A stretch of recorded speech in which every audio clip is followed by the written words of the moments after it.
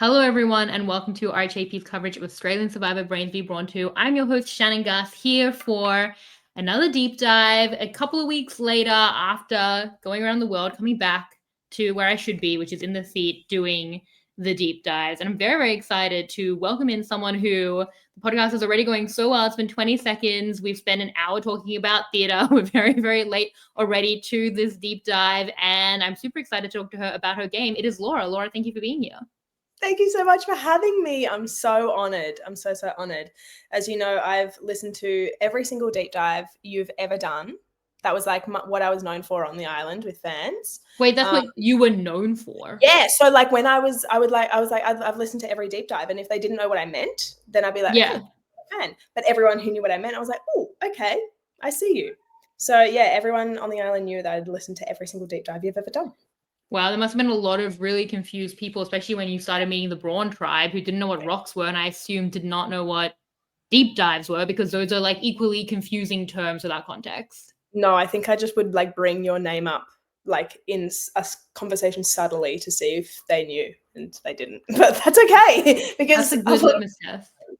Yeah, the litmus test is like, okay, well, do they know me? But if they don't like me, then they should have been. That should have been out. Vote them out for that. Everybody that knows you likes you from conversations that I've had. Well, it's probably a pretty small pool, but thank you nonetheless. Laura, thank you for being here. It's so cool to hear that you are so into the deep dives. Now you're doing your own deep dive. I feel like this is like the, culmination of probably a lot. And I know because you spoke about this like before the season that you're such a big fan of the show, clearly, because you know what rocks are and you know what deep dives are. And that's become the litmus test. So yeah, I mean, tell us about your fan experience with the show. So yes, I started watching the show in 2016 when the first Australian season happened. I was obsessed with the Hunger Games when I was younger, and I would just like rewatch the Hunger Games over and over and over again. My parents didn't know anything about Survivor, but they were like, there's this show where people are starving and they play a game. Like maybe you'd like that instead. So you're not watching the same movie over and over again. So I started with, the first season of American Survivor actually. And then 2016 was when Australian Survivor started. So it's been like I was watching both at the same time. And I've just been hooked ever since. I have just rewatched season after season because I love the whole social dynamic of it all, of the what would I do in this situation? How would I handle that person? But yeah, it started from a deep love with the Hunger Games, which is a bit concerning. I get it. I mean, the Hunger Games is really good. I get. And I think that the Hunger Games was kind of born from somewhat Survivor. Wasn't it that she was watching, I always thought Survivor, but some sort of reality show, and then like she changed and there was like a war broadcast, and that's why like what gave her the idea. Yes, I've heard about this recently, actually, that she was watching a reality show where they voted people out. It could have been Survivor. I've always assumed. And then, yeah, but it was inspired by, the social dynamics, which I find super interesting. But I'm glad that I got something with more variety rather than just watching like Jennifer Lawrence over and over and over again. Which also, yeah, exactly. It's also great. Who did know about the deep dives? Who were the people? Because I feel like on the island, there's going to be like the handful before they played who knew about the deep dives. Miles did. Miles, of course. AJ, Logan, Karen, Max. Who else? Max is a big fan. Kent, but he said he hadn't listened to any, but he knew of them. Who else? I have a feeling that was kind of it. Yeah, I remember saying it to Max and he responded back and I was like, oh, that's interesting. I didn't see that coming, which made me like Max more at that point because he's so kind of big and I was a bit scared of him. But no, he knew what the deep dives were. But it was just like the people that you would assume knew about the deep dives, understood the deep dives, and Max. And then when I met the Brawns, actually, Ben, Ben and PD, they knew about them too. Yeah. Okay. It's possible people were just mirroring you. Like, I feel like how long could you improv? Like, what is this? What is deep? I mean, you kind of from context clues, I think you could probably pick it up. But yes. So when did your fandom manifest into like applying, and how did that go? Yeah, I think I'd always thought about applying, but I wanted to wait till I was a little bit older because I didn't want to be the youngest on the cast. In saying that, like Zen, Miles, and I were the youngest. But I wanted to wait until at least I wasn't absolutely the youngest. So I applied for Titans versus Rebels, and I got absolutely nowhere. I didn't hear back. And I learned a lot from that experience because I put my heart and soul into that application. Like I really put everything I thought I had on the line for that application. But I think that the desperateness of it kind of reeked. Like I was going in being, I'm a massive super fan, and that was like my main personality trait, but that's not the most interesting thing about me. So yeah, when I applied for this time round, I think I went in with a level of confidence that really helped. I'm a manifesting queen. We all know I'm a manifesting queen. So I manifested finding King George because I was like, there's one person that's going to help me get on this show, and it's George.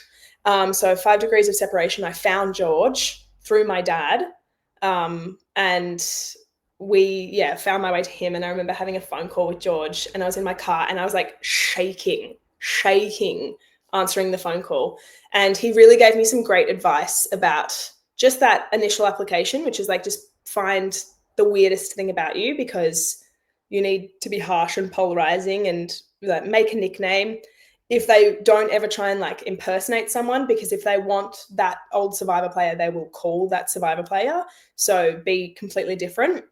And he was like, you're pretty blonde. You look like you don't have there's nothing crazy about you. So find the weirdest part of your personality and go with that, which was very helpful. And boy, did I.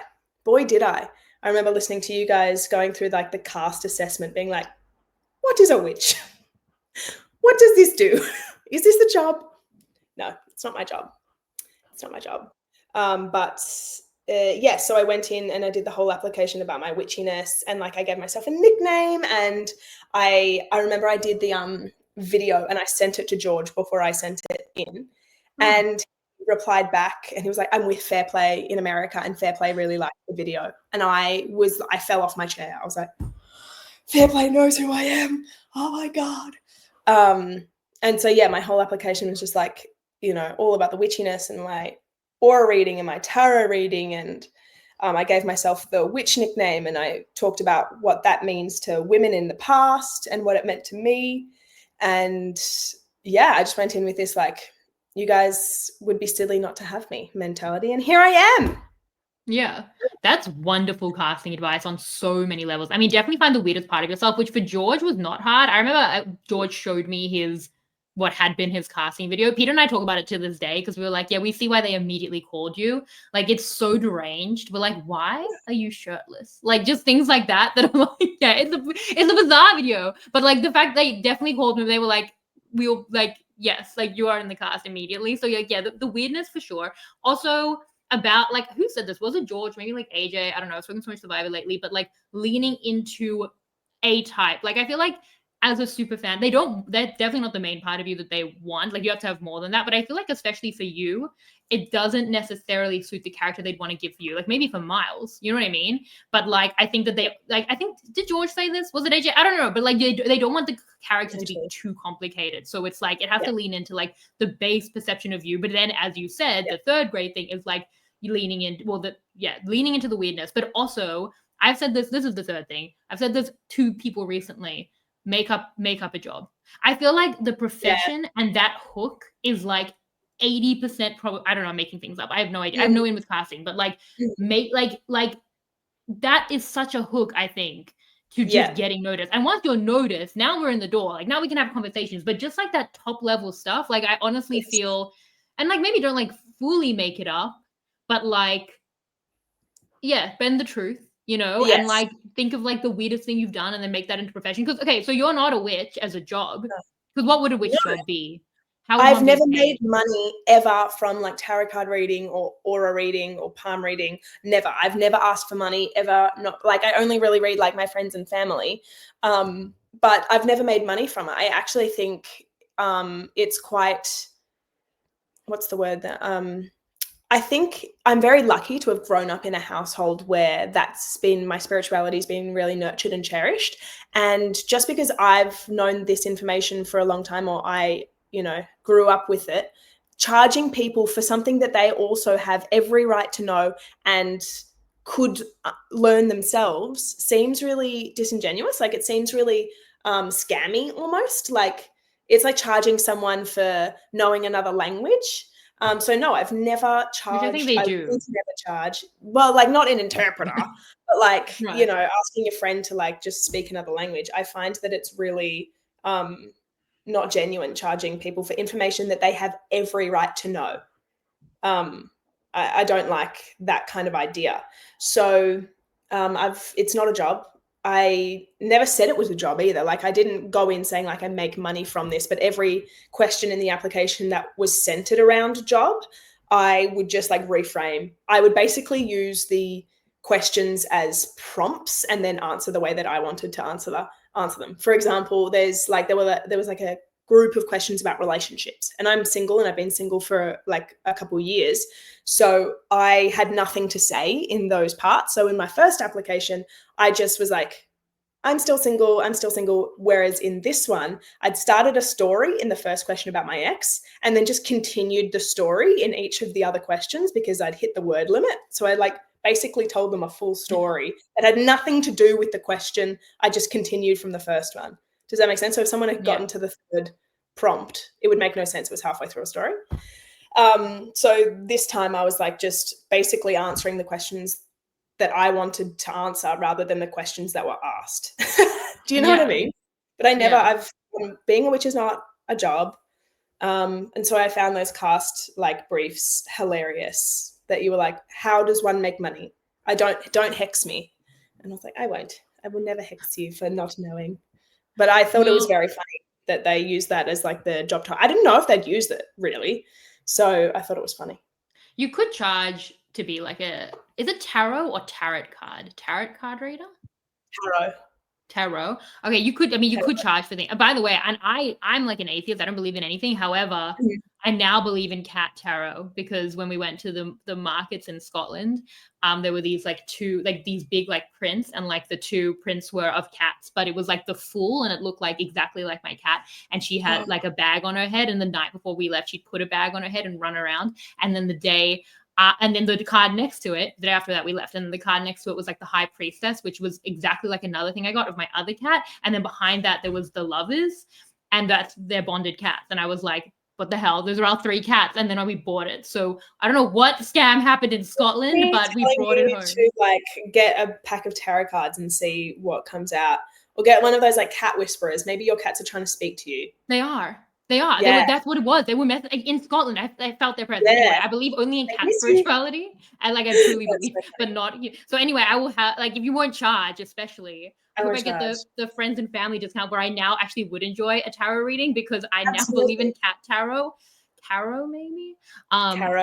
Yeah. I mean, that's Carolyn, but she'll be fine with Caro as well. Yeah. Like anyway, tangent on that. But okay, so you're not a witch, you're an actress. That's you're which is honestly probably a pretty interesting profession to give them anyway.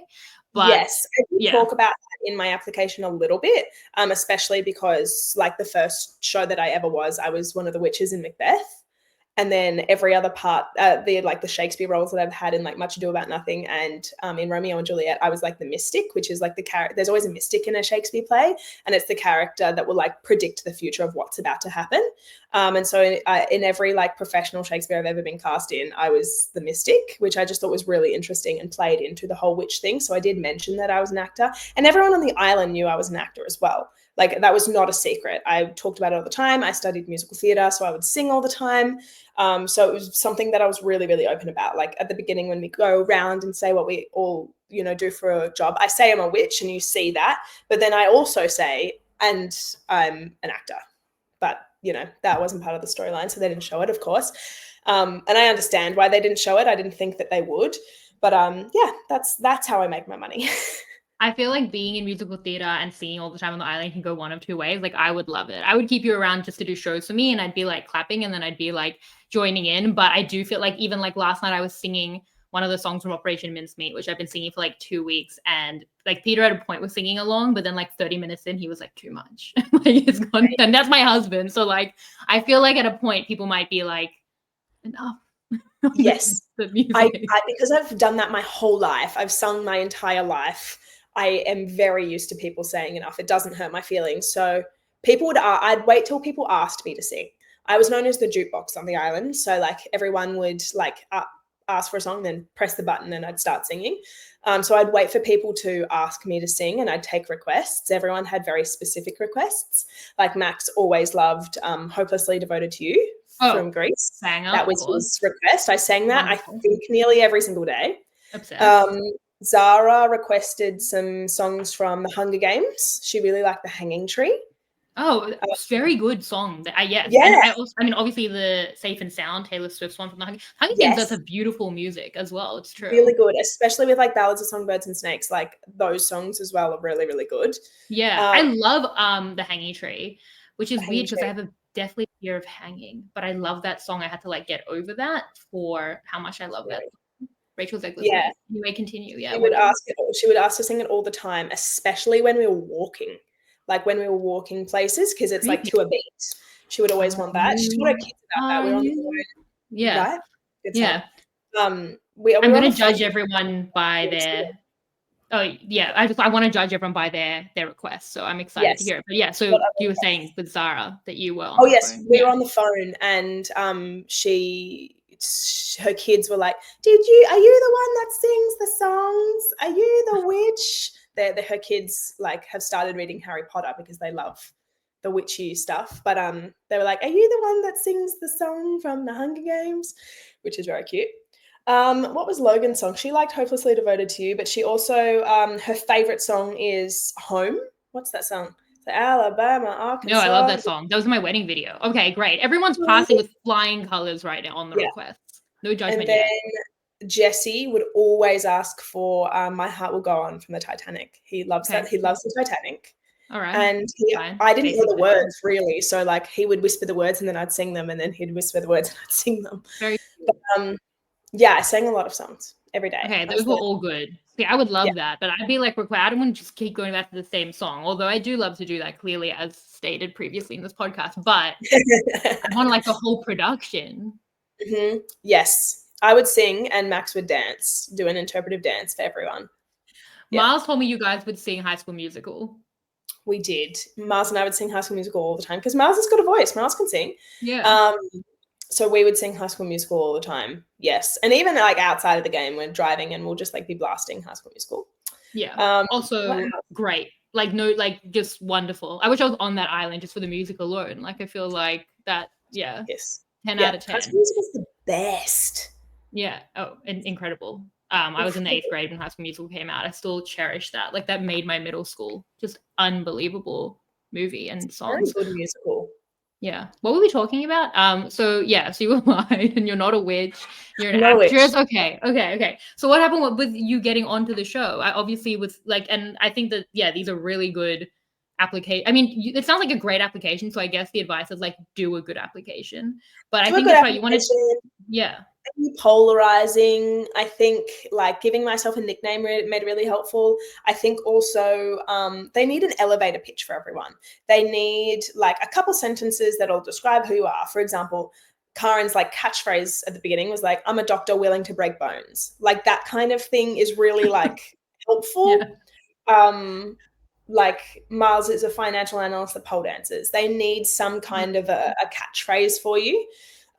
So giving them that early is really, really helpful so that they can like fit you in a box really quickly. Because they've got archetypes that they do need to fill of like the strategists and the social players and the parents. Like they're always going to fill those archetypes. So you got to fit into it and make yourself a little bit different as well, which is hard. But then, so I did my in-person interview and I just read all of their auras and I was like, you're led by your ego. Yeah. They were like, do it. And I was like, sure. It's like, you're led by your ego. Like your aura is yellow. And then afterwards I like found the producer on Instagram and her whole like Instagram bio was all these like sunshine emojis. And I was like, oh, that's fun. And then I got a call a couple of days later to find out that I was the standby. Ooh. So I was the female standby for the brains. I needed a female brain to drop out, which was like the worst gut dropping feeling in the whole world. Like I was driving when I got the call. I pulled over and I couldn't like move for like 20 minutes because I was just so inconsolable because it's been my dream for so long. And that was really hard. Those couple days was just like crying like I've never cried before. And so I did a spell so that I could get put on the show. So what I did was the reason someone's going to drop out of a game like Survivor, someone Death. gets injured, someone gets Okay. sick. Yeah, and we don't want that. I'm not that. I'm a good witch. I thought you did it. Okay. Yeah, killed someone? Shh, nah. I No one I can was trace like, that bad. no, you can't hex someone that bad. So I was like, I don't want to wish harm on anyone. I don't want anyone to be in pain. So I need to think of a good reason someone's going to drop out of Survivor. So I did a spell for a woman who's always wanted to get pregnant to finally fall pregnant, and she'll have to drop out of the show that way. And then I did the spell with my best friend. And the next day I found out that I got on the show. I was gonna say that maybe your aura like slightly missed, because I know with Morgan it was like, well, she just had her twins, so you kind of got it at a point, but she was still on the show. I mean, that is incredible. I again, as someone who's never believed in witching, but now I'm hearing all about this free witching, and I want it all. Like, I want my aura red. I want. There's more to come, Shannon. There's more spells to come throughout this Survivor journey. We will get there. We'll get there. This is. We're not going to peak too early. I have more Survivor spells to tell you about. Well, I do hope that it was like some sort of good thing that happened to that person and not death, but great that you got on the show. So you must have been like ecstatic to find out that had worked. I was absolutely inconsolable. Like, I was just so happy. But then I had like 5 days less time than everyone else. So I'm doing all of these things, getting all my clothes ready and stuff in a real rush. But it was so great. It was just the best feeling in the whole world. I think the reason that I was so upset when I didn't get it in the first place was I knew that it was right. I knew that I was supposed to get on.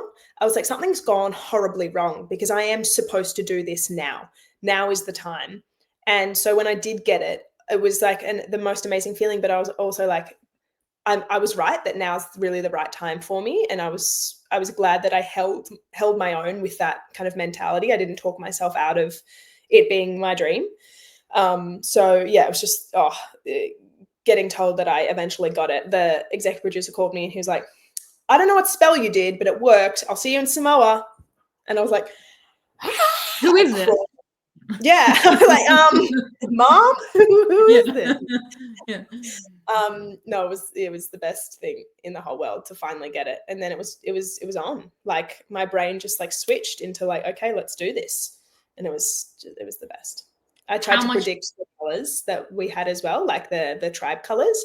I guessed like a tealy blue, but I thought I was going to be in that tealy blue group, which I never was. Well, usually the brains would be the tealy blue, so that's where it probably screwed you up. How much time did you have then between finding out in the show? I would say 3 weeks, 4 weeks. 3. So it's still a solid amount of time. Yeah. I still did like my background shoot when everybody else does, like on those same days. So yeah, I still had a solid amount of time. And yeah, I had about 3 weeks before we left for Samoa. Yeah. Yeah. So getting all my clothes ready, like really hitting the gym, like really, I did a lot of like weights so that I could like carry my own weight and deadlift my own weight. That was really important to me. Because I thought like a nerdy bunch of people, I should probably bring some strength. Little did I know it's the brawniest brains in the whole wide world, like crazy. But I did a lot of gym prep, and yeah, like trying to just figure out what to wear was for some reason really important to me. And of course, like you only have these like certain amount of clothes, but I wanted to make sure they were perfect. Yeah. All right. So when you got to the island, what were your kind of thoughts? I feel like, again, I've been on Brain Speech so many times that I was there too. So like, I was like, hey, and yeah, what were your thoughts about that 13-person Brains tribe that I was in? Yeah, the ghost in the background. Yeah. That was you. Good to know. Well, apparently you were talking about me and everyone was being so nice. Yeah, I love this tribe. Yeah, we were. You were there in spirit. I was feeling pretty good because I was not visibly the youngest, which was really important to me. I had the idea going in to create a spider web of connections. So my kind of game plan the whole time, whenever asked, was I'm going to find a best friend, one best friend. We agree that we're best friends, and then we split. We find new best friends, agree that we're now best friends, split, and to create this kind of web of people. Little did I know that the people on the ends then came together and formed their own alliance.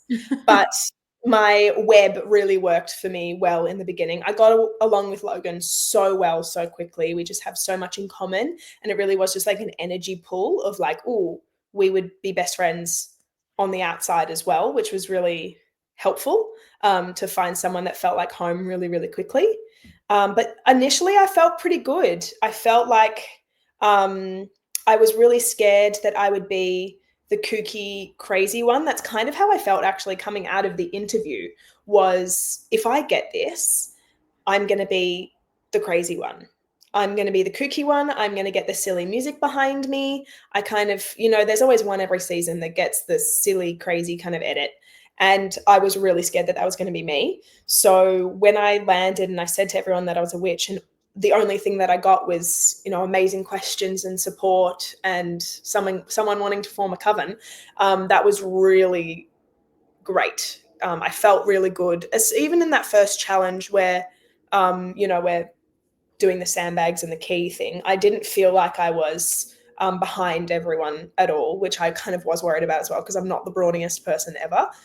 So I really wanted to make sure that going in, we were not going to prioritize strength as a tribe, because that would put me at the bottom. So I really wanted to make sure we were focusing more on social connections and strategic help rather than anything strength-wise going in. Yeah. Yeah. Well, I mean, you like meeting the Brains tribe. I guess you would see that you like that was a kooky tribe. Like there was no Yes. like the kooky people that stood out there were like burning hats, and everyone was at like a kooky level. So that's great. We have a financial analyst that like won't shut up, and like You will win. A man that's burning hats, and a crazy primary school teacher that looks like he's stepped out of the Teletubbies in Max. Like there were some big personalities, so I felt pretty comfortable pretty quickly, and I was really happy to find people that I connected with. I sensed as soon as we landed that I was connecting with people faster than other people, which at the time I didn't think was a bad thing, but now looking back on it, like my social connections that I could form with people that were really quick kind of could have been my superpower was shown a little bit too early, I think. But yeah, I felt pretty comfortable with the Brains initially, mainly because I could find my people pretty quickly, and the outliers in the Kent and the Indy and the Miles became blindingly obvious by themselves. Yeah. So how did that web go? Because like a lot of it is complicated. Obviously, like the coven's going to be like a complicated dynamic. And what I find so funny about the deep dives, what I love about the deep dives is it's everyone's different interpretation, and everyone plays the game making assumptions on other people's interpretations that can then be wrong. Like even in the deep dives, I feel like Karen was like, oh, the coven was kind of my like defensive, like opt out kind. It wasn't my like pure focus, but it was kind of just like my protection more kind of thing. Whereas and she was like, and that was it for everyone. Like the coven was not the priority for me or anyone. And then I spoke to Logan. And Logan was like, the coven was my priority. So like that's why. So there's none of that. Like everything's so individual, and that. So like, how did you see these complex dynamics where you have the coven and Ali, and then like Indy, like the conversations were had in that, and then there's obviously like the rich and the max of it all. Like where did you see the dynamics as it pertained to you? Yes. The coven was my priority in the first couple days. I felt really special and valued in the coven just because of the name itself. And I knew that it was like a solid ground for me. I knew that Karen felt like she was losing her feet a little bit at the beginning and like drowning in these big personalities. So I was happy to be that kind of that safety net for her. I think the coven was a lot of people's priority for the first couple of days before we started forming bonds with other people. Rich and the Max side of it were not my priority, but were more a safety raft that I had. Yeah. Everyone in the coven had their safety raft, and I understood that. So I then thought that the coven was their main priority with a little lifeboat out the back, which I was fine with because, we all had our own safety rafts. But yes, the coven kind of was my priority. But if you were to tell Laura on day 3 that the coven was going to be what it is now, I would have never believed you. I actually thought the coven wasn't going to get shown. Like, I genuinely didn't think the coven was going to be part of the edit, which is just like so crazy, because after the alley vote, it was never brought up again, like ever.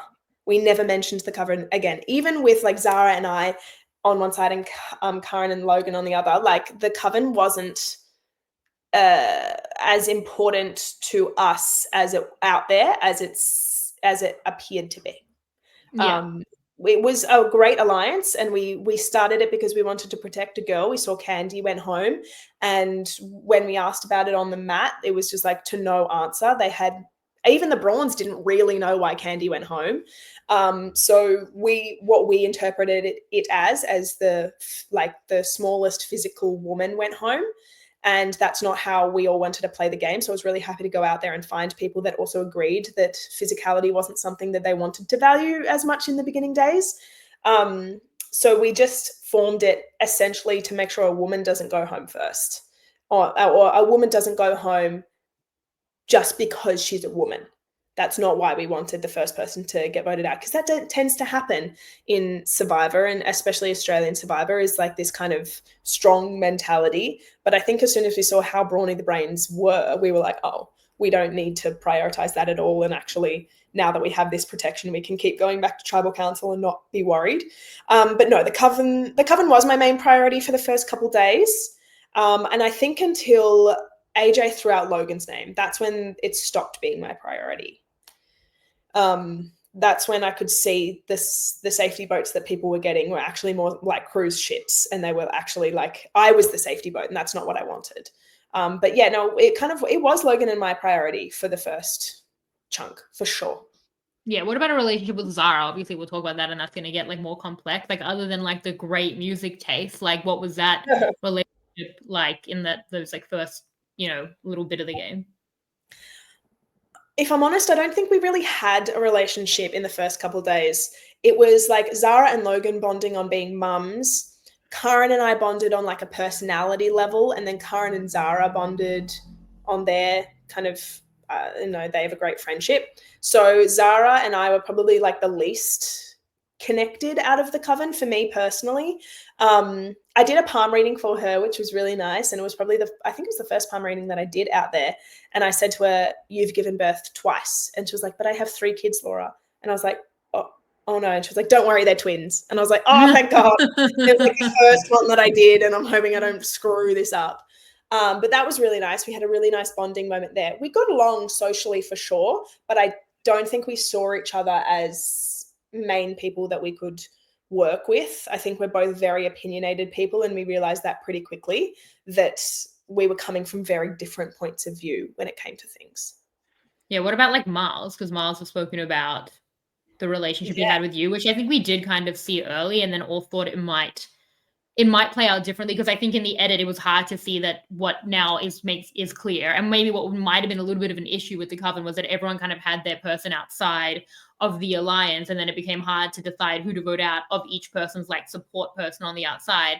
And I know you had Rich, but I know Miles was like a big part of that for you, and Miles was in so much trouble in the early days. So like, how did that form, and how did you see kind of his dicey first week, if you're, like somewhat a part of his game at that point? Yes. Miles was really a cornerstone of my whole game, to quote AJ using this cornerstone, that he used in his deep dives. He really meant a lot to my game. So one of the very first chats I think I have the entire like season, like I'm trying to think, I think it was my first chat of the whole thing, was Miles and I at the well, and we're talking about being super fans, and we're talking about how much we love Survivor. And he says to me, if we swap, you and I are going to be the first people that get voted out because we're weaker. And I think for anybody else, they could have really taken that the wrong way, but I really appreciated his honesty. I was like, oh, no, he's going to tell me if he doesn't like something, which I really value in people.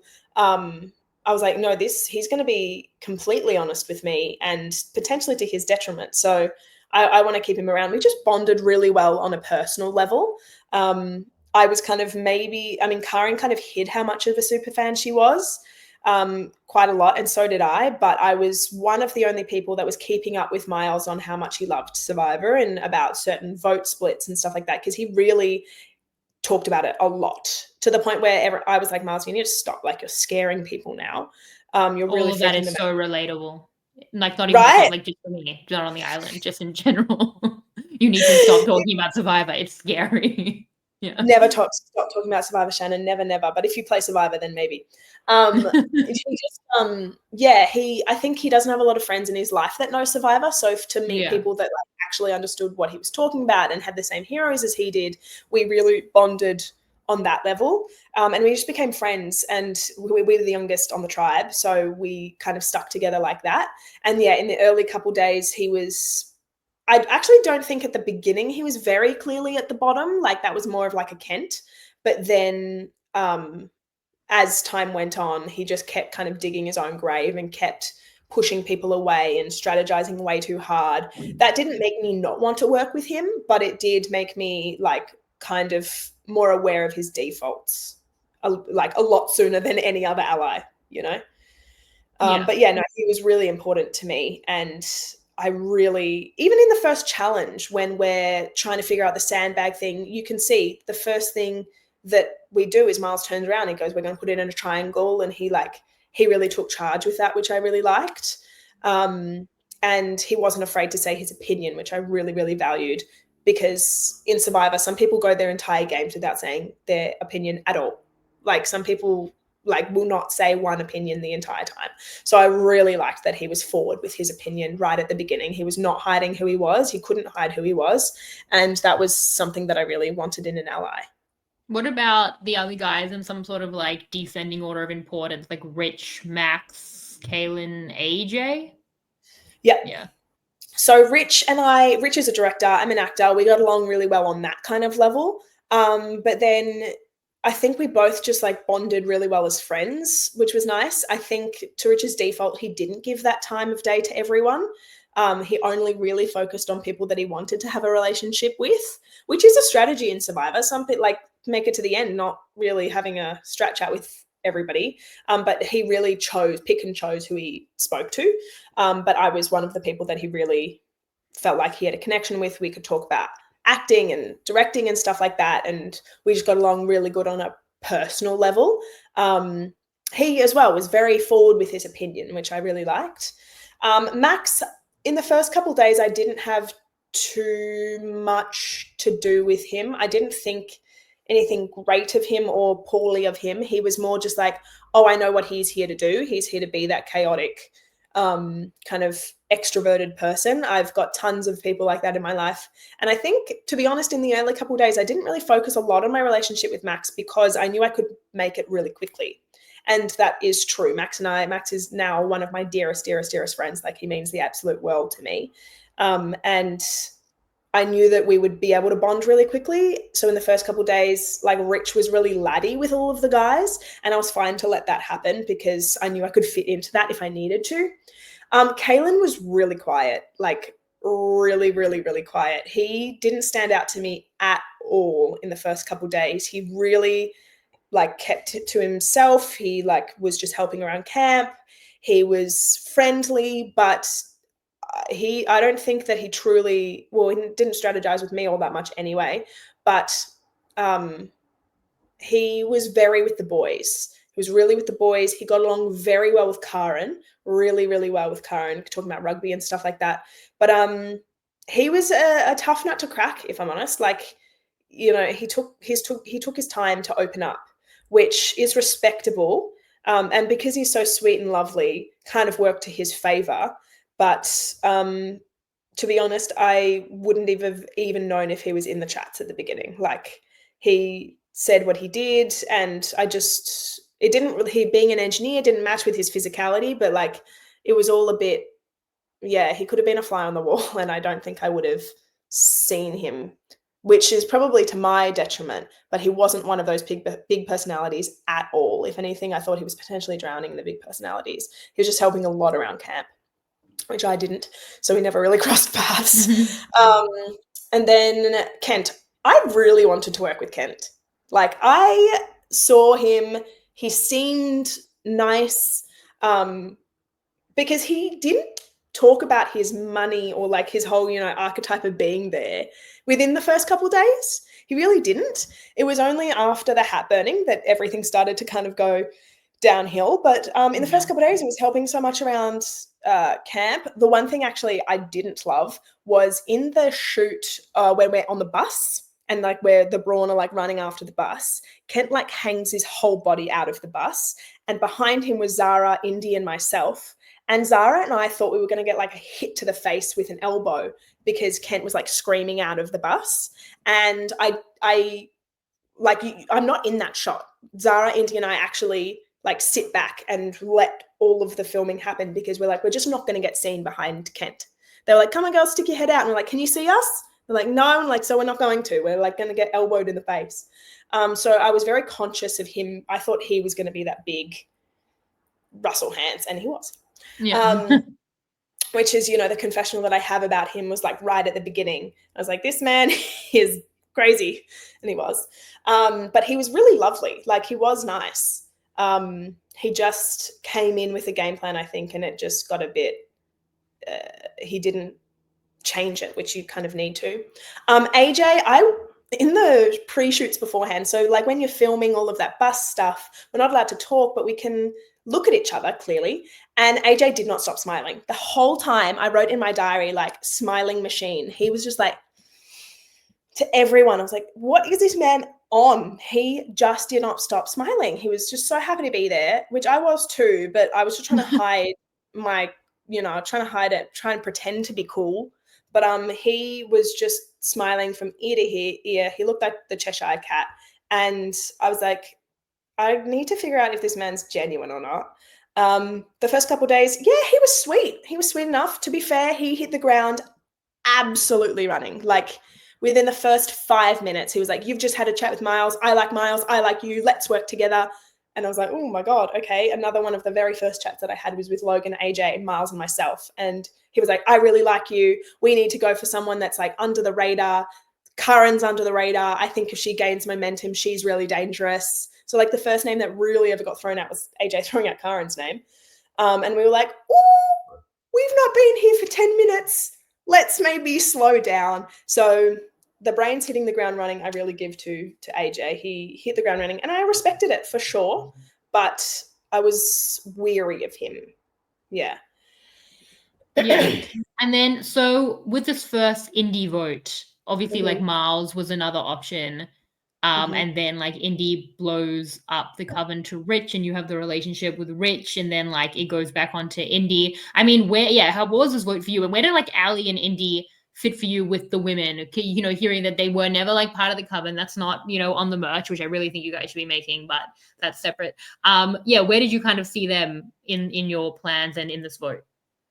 Firstly, with the merch, are we not like behind the 8 ball? We didn't start merch. Like, Miles knew the jungle rat thing was going to be a thing, so like he started making merch. We didn't know if the coven was going to get shown. So yeah, like people goes by quickly. But it was such a big thing. I think they showed it even in the pre-season. And I feel like at that point, you guys probably should have started making merch, and you would have still had weeks to do it. And then you thought it was not going to be a thing after the pre-swap. So I understand that then you were like, it's going to be, but it still was. I think you could sell it now. I think Twitter would buy it right now. Like, and I would take a free shirt. Miles has got t-shirts, so I don't really know if we should do clothes. T-shirts. You can never have enough t-shirts. I think that you do. It says the coven, and then it says like Laura and Zara and Karen and Logan. Like those shirts to do that. Yes. It's fine. You can take all this for free, and maybe like a cauldron, and it says like so one side has that, and the other side says like the coven with like a cauldron or something. I see that, or like us standing around the well holding hands, or as like a a line drawing of that. Yeah, that's cute. Okay. Yeah. I'll take it to the group chat. Yeah, and we'll see. It's gonna lose relevance at a point.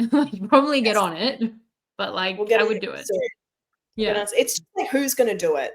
We've all got such bit. Like, there's a doctor and 2 mums. And me, I'm so type B, it's a joke. So like I you're will gonna I do will it. do and I'll I'll take hold all the you to that. proceeds. Yeah. No, You can it's have the not the proceeds. Australian Survivor season. I have nothing to do. Like now that I'm, like I'm basically in hibernation. So sure. I will speak on behalf of the group, and I'll give you the coven if you want to make t-shirts and take the proceeds. That's you. Like you can do that. One No of one the else. listeners. You No should one put it out. else. One of the listeners will do it. If anyone Yeah. wants to get in touch, Hit me up. Miles maybe. Miles' aunt has a t-shirt making machine. That's how it's I think happening. he's So merged out, man. Like I think that he put so much time into his merch. I think he's really merged out. But yeah, if any of the listeners want to hit me up, let me know. We'll talk. I think Miles should do it. I think you should be like, Miles, we voted for you to win, right? Like, so what? Yeah. Every coven member voted for Miles to win $500,000, and had you not, he would have lost. That's the win. Like he owes you. He literally owes you $500,000. I think that I've said that to him many times, and he still hasn't given it to me, or even like given me a little bit. So Yeah, he can make a I'll shirt. keep pushing. I'll keep Yeah. pushing, and we'll see. Yeah. Yes, to the indie vote. I liked your phrasing was Miles was another option. Miles was the option. Miles was not like a maybe Miles. Like it was completely him with a split on indie. The split may not have even been indie. Like maybe we could have split on Kent. Like it wasn't the. It really looks like indie kind of blew up her spot, which is unfortunate because she did work really hard with the girls. But yeah, no, Miles was the option. It was completely Miles. And if anything, I remember there were conversations with like Indy's, working really hard with us. She's upset she's not got any power, which I thought was funny, coming into an alliance 6 days in and then all of a sudden wanting power. It's like, well, where have you been? Then there's like conversations that you could have been a part of, but you didn't want to. So then coming in and wanting the power I thought was funny. But yes, no, it was completely Miles with maybe a split on Indy. And then Indy then finds out the split's on her and goes and says this to the boys. Now, I found out about Indy saying that to the boys before we're on the beach talking to everyone. Rich, like I see him coming out of the well. As soon as that conversation ends, he pulls Logan and I and he said, this is what's just happened. And I just thought like, this is a gold man, like a gold mine of a man. Like he shouldn't have told me that Indy just went and spoiled that so quickly. I then go to Cara and like, did this conversation happen with Ali? Because I wasn't there, I was asleep. So I'm actually finding out about all of this conversation through Rich, which I just thought was like, where do you get that in Survivor? Someone that's just like so willing to tell you exactly what happened. So that's when I go to the girls. I'm like, Rich has just told me that Indy spilt our plan. They didn't believe me until Rich came down and was like, no, Indy's just like absolutely called all of you guys out. Were you going to vote for me? And we all had to do that. No, not at all. Even though like Rich kind of was a boy, any boy was the first goal. And then, yeah, I basically flipped the whole thing because I'm trying to protect Rich. I'm now trying to protect Miles. So I flip the whole thing. I go to every single person on the beach and I flip it from from Miles to Indy. The boys really wanted to stay on Miles. I didn't bother talking to Kent. I actually don't even know if I bothered talking to Kaylin. They just stayed on Miles. And then I flipped everybody else to the Indy side. Yeah. Yeah. But So the before people that that, ended up voting for Indy were the girls, AJ, Miles, and Rich. but before that, you were like just gonna have to let Miles go, despite getting along with him. Yeah. I got along with him, but I got along with everybody on the tribe. It wasn't that I got along with him better than anybody else, really. I liked him, but I had the coven, I had Rich, I kind of had like getting close to Max. I protected him because I thought that I was closer to him than I was to Indy. That's why I saved Miles, not because we do have an amazing relationship, but I was much closer to him than Indy. So I just thought if I can use this social capital that I've seemed to gain in the last couple of days, I'm going to try and save the person that I can work with more. And I want to be a lifeline for Miles. I want him to kind of not have a lot of options, whereas Indy actually did. Indy was close with Karen. and she kind of had other relationships. So I thought, if I can flip it and save the person that, you know, knows I saved them and I have a better relationship with, then I'm going to do it. Yeah. What was the fallout from that? Because India kind of called out the coven at that point. Yes. As in the fallout from after the tribal? Yeah. It was a pretty hard tribal, to be honest. Indy finding out that she was the vote, it was a difficult tribal to go to. And I also think the girls as a group, we just showed our cards far too soon, considering the boys had nothing to do with that Indy vote, and it was all because of the conversations that the girls had. So yeah, we were just completely spotlighted. The fallout wasn't too bad on my behalf. I mean, Rich like outs the VBs at the tribal, which was just the most bizarre thing, but it also wasn't shocking to me at the time, because us three were very obviously working together. There was no like, also Karen's from Melbourne. Karen was like kind of part of it as well. Like at one point JLP goes like, who's in the VBs? And we put up our hands, and so does Karen. So she was like, people knew about it and people knew the names. Rich wasn't like hiding that. So that didn't seem to bother me that much, that he called that out. But the fallout wasn't too bad, other than it kind of set some, like Rich's eyes specifically, more on Miles. Like he was like, okay, now I actually want him out because Laura saved him. And you know, Laura's got a relationship with him. So then it kind of targeted Rich a little bit more, like towards Miles, which I think wasn't great. But the girls didn't have a massive fallout. We were clearly much stronger around camp with each other than the boys were. So that wasn't like something that was hidden that then became a big thing. Like not even, although Ali is part of that group thing when we're around the well breathing, she didn't know the coven had a name. She didn't know that it was the coven. We didn't say you're now in the coven. So the name the coven was still a secret. I mean, I told Rich, I'm pretty sure like Zara would have told AJ, but to the surface of it all, that the four of us being stronger together than Ali or Indy was still a secret. Well, Ali's getting cut out of the line drawing in the coven merch then. Yeah. When Miles makes the shirt. Sorry, she wasn't in the original, and we didn't tell her the name. Yeah, well, I mean, there's usually it's 4 of something, like 4 Beatles, 4 Sex in the City, 4 Hogwarts houses. Like that's usually how we delineate people. We don't have room for a 5th and a 6th, despite it being a numerical minority in the tribe. I think that actually is what matters, and that's usually how we look at things in pop culture. So I think that just makes sense. But okay, so going from this indie vote into Kent, like where were the dynamics then? Was that just like an easy vote to start like piling the numbers back on people you could work with more, or like was there anything more to that? I think I didn't know at that time how much Zara and Karen wanted Rich out. I think because the indie thing had been so obvious, and then the Kent saying that he burnt the hat at tribal, then the obvious target became him. I didn't know that all this time Zara and Karen were bubbling to try and get Rich out. I just thought that Indy and Kent were really obvious votes. So that kind of passed me by as the Kent stuff is happening.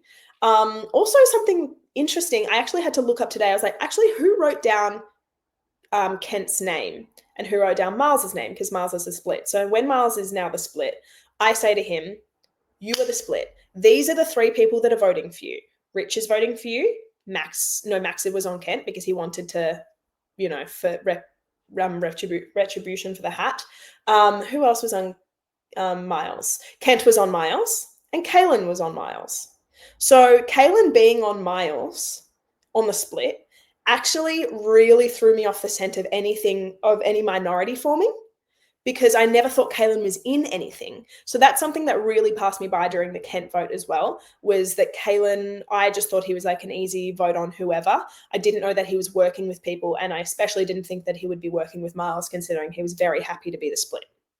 Yeah. Like on the split, he was happy to go for Miles.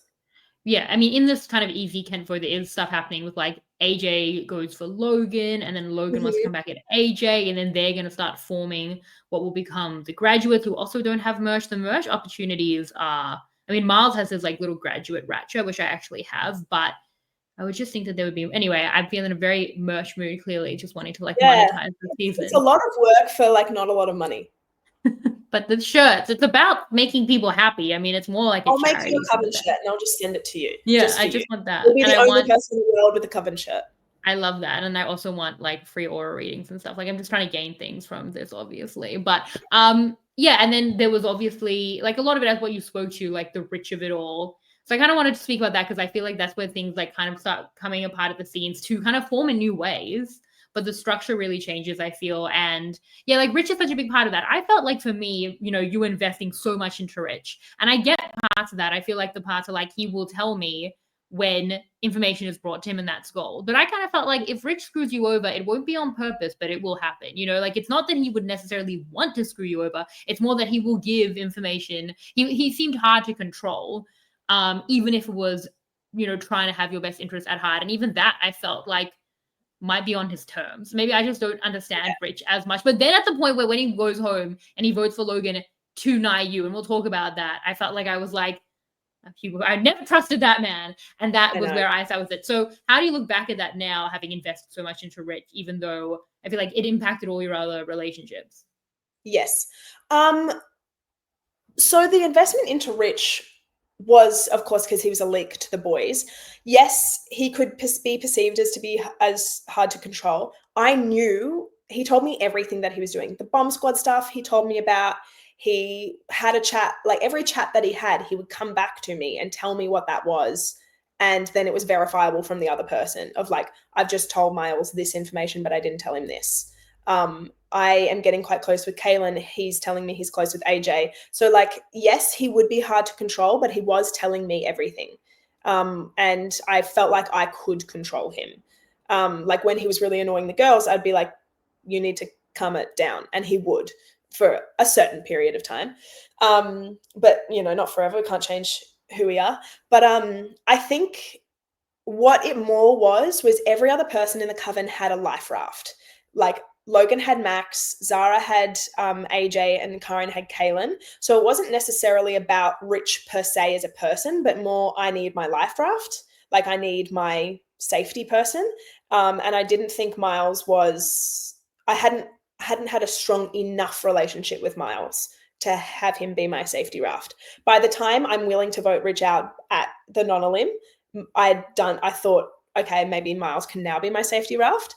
But yeah, it was more like, you've all got your plan Bs, so why are you upset at my plan B? My plan B is like not throwing out Logan's name. So when AJ threw out Logan's name, that was when I was like, oh, now I really don't trust him.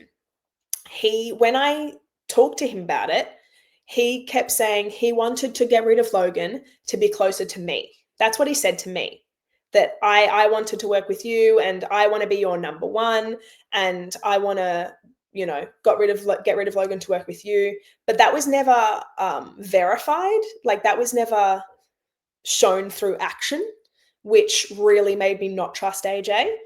He was just telling me what I wanted to hear. And then from then on, I could like hear it with other interactions that he was having. When the Kent vote ends up happening, I was walking into that tribal thinking I could actually flip this onto AJ. Now, hindsight, I now know I didn't have the numbers to do that, and I'm so glad that I didn't. But I actually walked into that tribal, sat down, turned to Logan and go, do you want me to flip it? Because I will flip it. And she goes, no, don't. You can kind of see us talk at the beginning. And she goes, no, don't flip it, don't flip it. And then all our answers are about like, not the right time, not right now, later. Like all of her answers in that tribal were along those lines. And it was talking to me being like, not right now, like, let's not do it right now. But I was completely willing to flip that. I was just going to whisper to Kent, hey, it's you. If you want to save yourself, vote for AJ. I spilled water on myself. Oh, sorry. Then I was going to get Rich, Max. I thought Max would do it. I don't know if he would. Myself and Logan and Ali, because by that point, Ali was like, started having a rocky relationship with AJ. So I thought that would be the way that I could do it.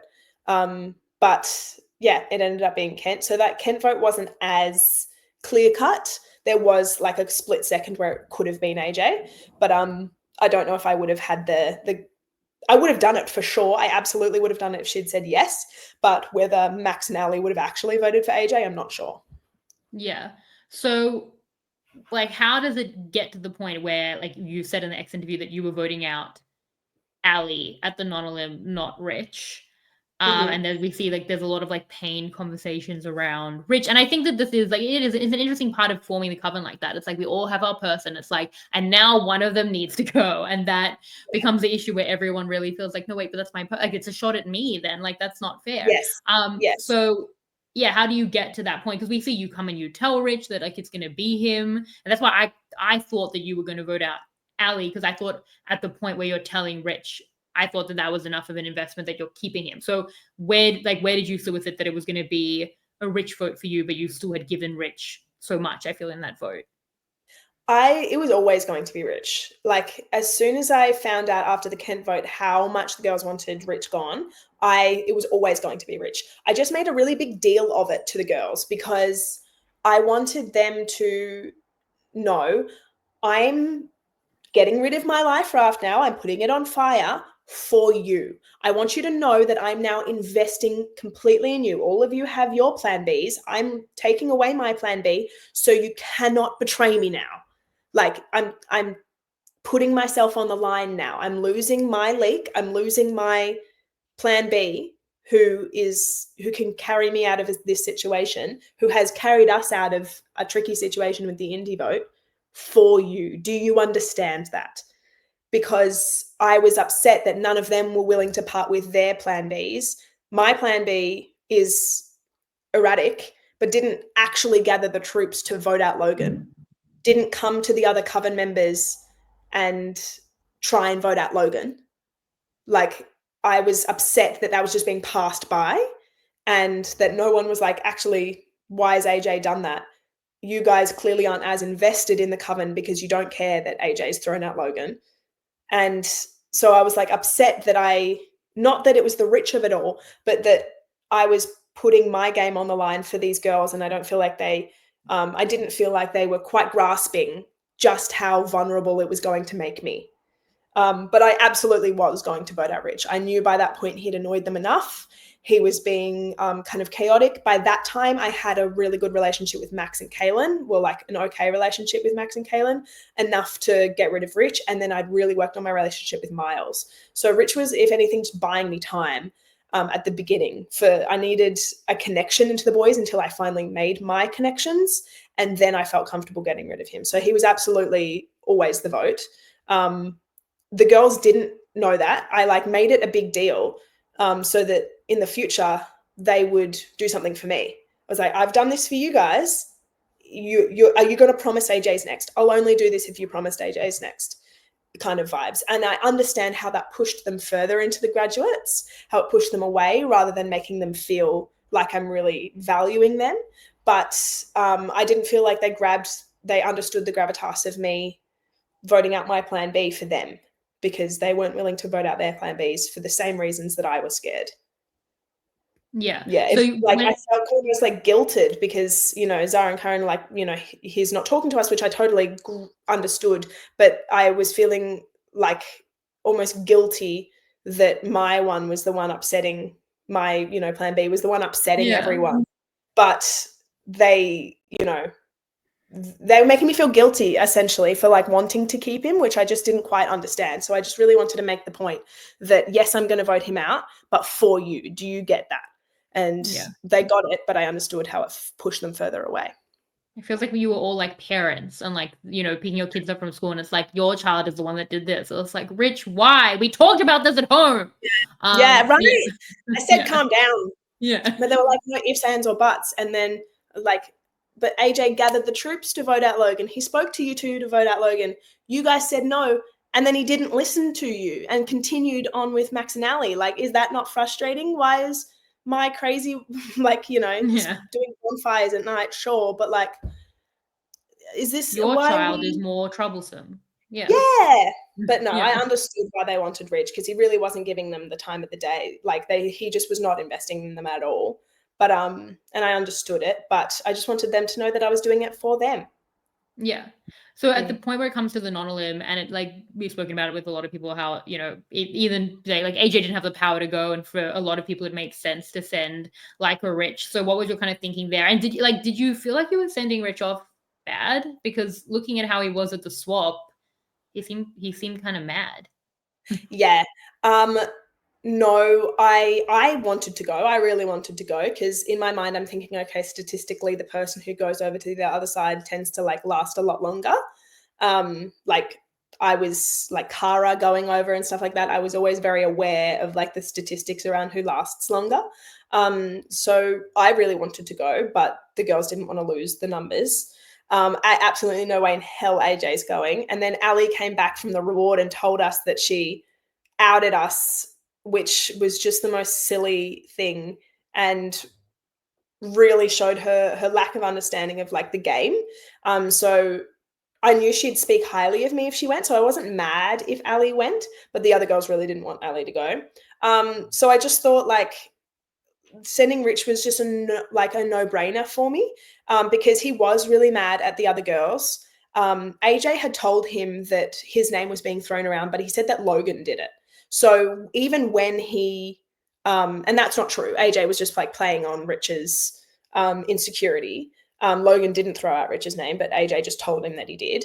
But even when Rich is going over, he's looking at me, he's like winking, he's like, we got this. Like I felt very safe with Rich going over. I knew that he would speak highly of me if the only girl that he spoke highly of was me. And then like even at the challenge where he's like passing the thing back to Max, I thought if I position myself well enough, he actually might pass it to me, which he very well could have. He wanted the bomb squad thing to go ahead. He wanted Ali gone, but yeah, no, I felt very comfortable with sending Rich. I felt really, really comfortable. He was out of the girls' hair. He wasn't annoying them anymore. Like I could kind of have my cake and eat it too. Yeah. But I feel like And the coven was it almost worked. Like when I met Jesse Ben and like Jesse and Ben specifically, they quite liked Rich. And they were like, were you close with Rich? And I was like, yeah, I was. And they were like, okay, cool. He was like laddie. And like, it allowed us to like break a bond a little bit quicker, which was nice.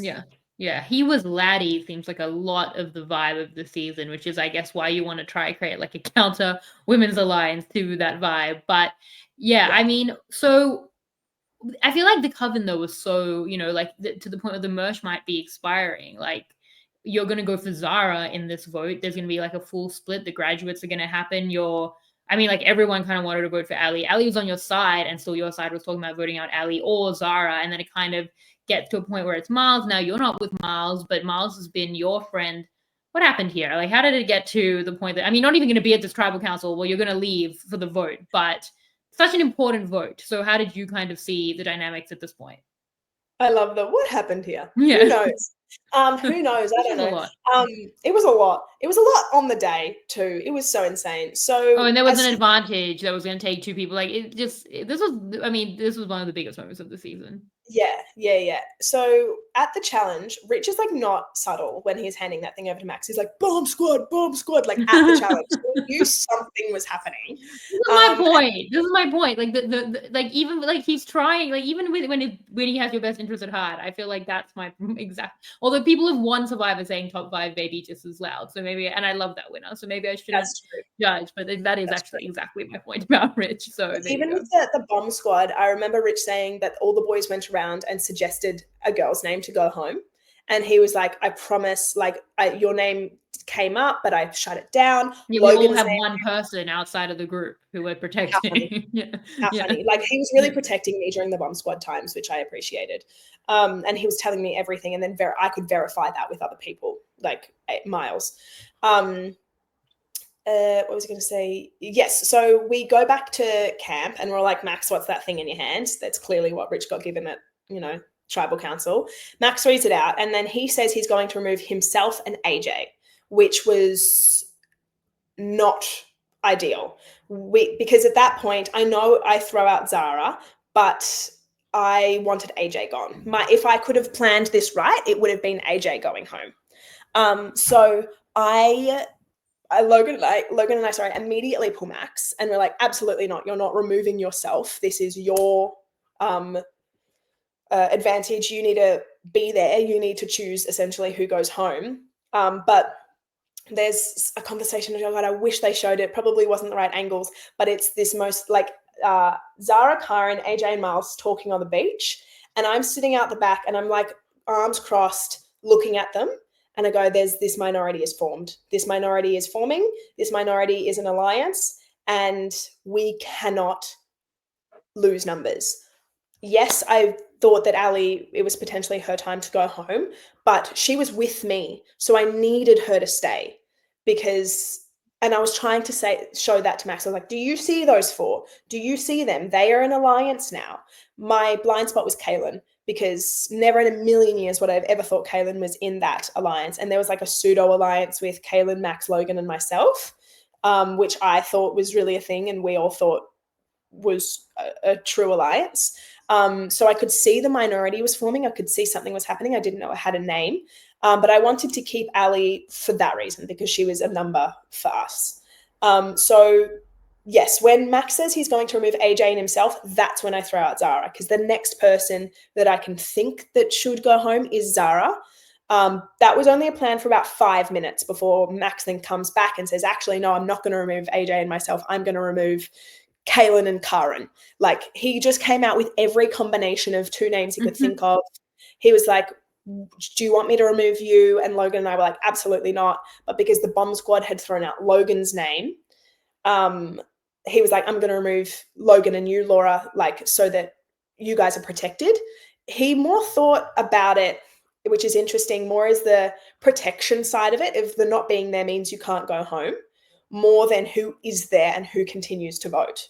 That is the way that my Max was thinking about it, of like, who can I save rather than who am I leaving? Does that make sense? Yeah. So he wanted to save Karen and myself rather than focusing on who's left at tribal council, which is an interesting way of looking at it. So he threw out every combination of two people. None of them were Karen and I. So I went into that tribal thinking, if he leaves AJ, I'm going to try and maneuver this. We were going to vote for AJ if AJ was left there.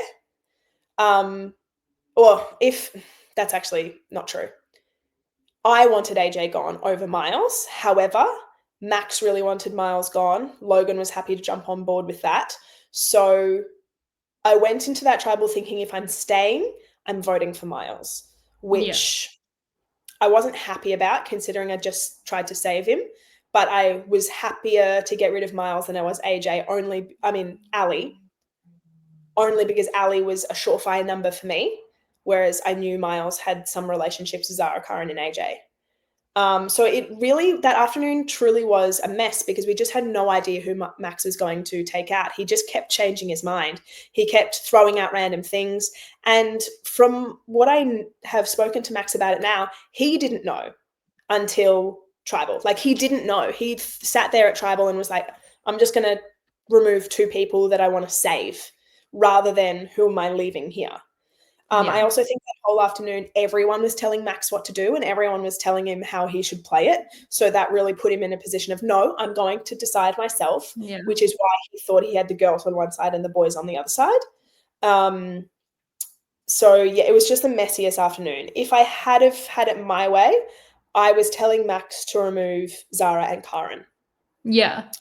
Remove Zara and Karen so that, because we don't know where they sit right now, but we know where Ali sits. So remove them and the boys will continue their vote for Ali. We will vote for Miles and then you can choose who goes home. Yeah. So kind of planting the idea of what ends up happening, but he removes the wrong people. But I wanted him to remove Zara and Karen. And then I would go back to Kat and be like, he saved you and that was me. Like that was my idea. Yeah. That was it's a very unfortunate thing to happen for like the whole, like, no one told me what to do, like I'm gonna do it myself, because it went so poorly. And I think as well, like in terms of sending out like Zara instead of you, like definitely that's the right move, because we even said like if it's a gender thing then you get the same thing, but instead of this other like minority forming, I mean, even if you think you have Kaylin, it just makes more sense because he definitely has you. And I don't know who said it because it's been a while and I've spoken to so many people about this speech that I was on, but like I think someone said that maybe he thought you would be more protective of Miles than like a Zara. So if he's like pushing a Miles, which was the wrong read on you having to do that based on the alliance, and Zara having that relationship with Miles and being in this new group. So a lot of questions abound about the decisions there. But yes, what is my question? Miles said that because Yeah. I was Miles said it? Yeah. so long. Okay. Thank you. I was so close with him, and I'd spent so much time working with him, enough for me to get rid of Rich to bring Miles in. He also removed Karen and I because he wanted to bring Karen into this pseudo alliance with Kaylin himself. He wanted to bring her in, and he wanted to give us time to talk, for me to like try and get through to Karen. But yeah, I wanted him to remove Zara and myself because no one knew the relationship that Zara and AJ had. That was like a real secret. And even now, after the show and hearing them talk, I still didn't realize how close they were. Yeah. It's kind of a funny thing though. It's like, yeah, I just wanted to give you guys time. It's like, right, but people were voting then. Like that was actually a really important time to not be talking. We had something very important we were doing, and we could talk at times where the vote wasn't happening. Again, I think that speaks to the way that Max thought about the thing. He thought about it as in, who am I saving? And he did not want to save Zara. He thought there might be a world in which everyone flips on Zara. So he's thinking about, who am I attempting to save by taking out, rather than who am I leaving there and who could potentially cop votes. He was happy for the people who stayed there to cop the votes. He didn't want Karen and I to cop any votes. So that's why he removed us, which is just so like, it's interesting. Just his frame of mind of like protection rather than like assertion is it speaks to Max and how like lovely he is that he's actually thinking about who am I going to make sure doesn't cop votes, rather than who's actually voting. Yeah. Do you know what I mean? Important part though of the twist. But anyway, it's fine. My question was that with Kaylin, like if like you never would have thought, because Kaylin had voted for Miles, and I see that disconnect, and I know as well like Kaylin had been really close to Rich, so I do kind of think this like Shadow of Rich alliance makes sense to have Kaylin in it, but I feel like Kaylin was like, well, now that Rich is gone, I'm going to this other side. Was that what changed with Kaylin? Because the last time we spoke about him, like, I don't know, 30 minutes ago, you said that he was really overwhelmed by the personalities and you didn't have much of a connection, but now you're relying on him to a degree and you can't imagine he's with the other group. Was it just that you didn't see their relationships, or had more formed with Kaylin to this point? More had formed with Kaylin that I just didn't know. Kaylin was very close with Rich, like would speak through Rich. He really, really was close with Max and Rich. Those three did a lot together. So when Rich left, we thought it was obvious that Kaylin would come to us with Max. We just thought then he'd stick to Max next. We didn't know how close he was to AJ. He was so close to Rich. It was astounding to me that I understood why he went. I thought he went with the bomb squad, as in voted out Ali, because Rich wanted the bomb squad. Little did I know the graduates target was also Ali. So like multiple alliances were happy there. Like when Rich finds out that Ali went, he thought it was the bomb squad's doing, when really it was the graduates. I thought it was the bomb squad as well. I thought that Kaylin was going with the bomb squad because Rich wanted him to. Yeah. Not because the graduates wanted him to. So coming back from that, I feel like Ali losing was more of like a moral loss than like, because as you said, it maybe could have been the bomb squad. That didn't necessarily mean, but you had seen this alliance forming that would at this point at least have 4 of 8. Like the way that they speak about it now, like it was a dicey spot for you. Were you aware that this had gone like really poorly, and that, you know, how bad a position this had put you in? Yes, I understood that it really sent us to the bottom, especially because when Karen and I got sent away, she told me about the graduates, not that it had a name, but like I didn't even realize, like in the tribal council when she goes, okay, it's time to graduate, I hadn't put that together until we watched it. I was like, oh my God, I forgot that you said that. Like we didn't know the name. Wonderful tagline for the merch as well. We had no idea. Yeah. Like I didn't even click at the time because I'd never seen them chat. So, or like I didn't know Kaylin was part of it. So when we got back and we were talking, I gained a lot of information about that alliance. I found out that Kaylin was in it because I was like, okay, so Max wants me to tell you about the pseudo alliance with Kaylin, Logan, Max, and myself. And she's like, no, Kaylin's not with you. He's with me. And this is my alliance. And I was like, ooh. Okay, good to know. So You must have been like, oh, we're screwed. I was like, oh shit, if Ali really goes home here, like something's gone wrong. Like this is not good. And then it was also interesting when then Zara comes back and starts like lying and going, I cooked it. I now know that she's actually lying. Like she kind of shoots herself in the foot a little bit because Karen's told me that she's going to vote out Ali. So she goes, I didn't mean to. So I'm looking at her going, okay, that's your lying face. This is what you do when you lie. Logan and I didn't believe it for a second, but that night we pull Max and we're like, do you know that you've completely pushed us to the bottom? Kaylin's not with you. Kaylin is not with you. Like, and Zara's not with us. Like we completely knew we were at the bottom. I didn't know I would be the next graduate's target, which I only found out listening to your deep dive. So that was terrifying. I listened to that and I think I was with Karen when I heard that for the first time, and I looked at her and she was like, you were next. And I was like, Miles says he would have fought. I think he said he might have fought for you. Yeah. Yes, he told me today. He goes, I would have fought. Like, ooh. Yeah, no one. The deep dives were so individual. Like nothing can be proven. You know what I mean? Like you say one thing and then it's another. Yeah, and it's verifiable. Like if multiple people say it, and then like it's so funny how your gut drops. Like I'm at home, we're not in Samoa. It's almost 10 months after the show, and I heard that I was the next target, and my stomach just dropped. I was like, shit. Like I'm not playing the game anymore. But it's so funny how you hear that you're a target, and just it is like a life and death. The stakes are just really, really high. So that was very scary. But yes, we knew we were at the bottom for sure. I thought Kaylin could have been swung back. I didn't know that it was so solid. I did think we could potentially bring him back in, but you can see, we say to Max, do you realize that we're at the bottom now? Like you've just put us at the bottom because you removed me. Okay, so getting to the swap, also just some inside baseball here. We took a tiny break and I was showing Laura my cat tarot cards. And she was reading them for me and they were so right. I already just got free witch stuff and it worked. She literally guessed which cat was which and then so many different things about them. Now, possibly you've been watching my cat Instagram and that stuff is there, but like it was legit. It was if right. That's impressing you, the tiny, tiny little detail that I noticed, then if I give you an actual tarot reading, you're gonna have a conniption. You're like, whoa! I'm like, these cards are magic. Like, how did she guess which one was which? That Lively is an introvert. That Joe relies on Lively. All true. That's so a big part of the deep dives, a bigger part than probably intended or that people care about, but it just is what we're doing now on this deep dive series. But cat tarot cards are amazing. Yeah, I mean, I'm recently converted, like I'm obsessed. But okay, so the swap happened, and it was a very good thing for you. And now you know how good it was. How are you feeling in that moment when you swapped and got this new tribe that still put you in a minority?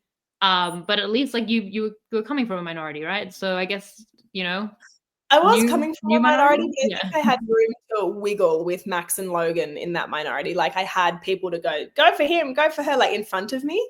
Whereas I come into this minority so exposed, like so exposed. I've got Miles who's been on the bottom the whole time.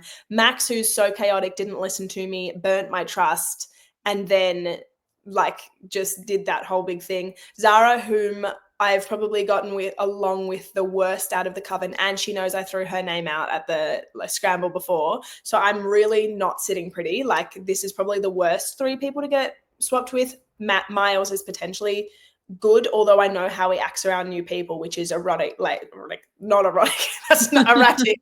No, erratic. Important letter. And flirty. Well, that really changes the vibe of how that looks. Yeah, when you guys are like, stop, Miles. Like, I didn't realize it went in that direction. No, not at all. Oh, that's so silly.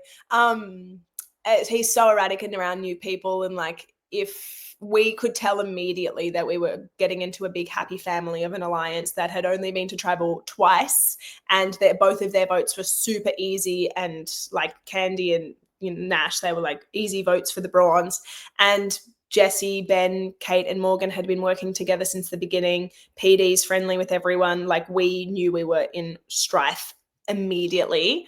I was one of the very first people to get swapped. I think by that point, only Ben was on the Brains tribe. So I was happy to have a dad vibe. Like I was happy to get to know someone new in Ben. And I knew that he potentially might be someone that Rich was close to because they went up against each other a lot in one-on-one challenges. And they would like have this little kind of chat on the mat. So I knew that he could potentially be close to Rich. So I was happy to get to know him.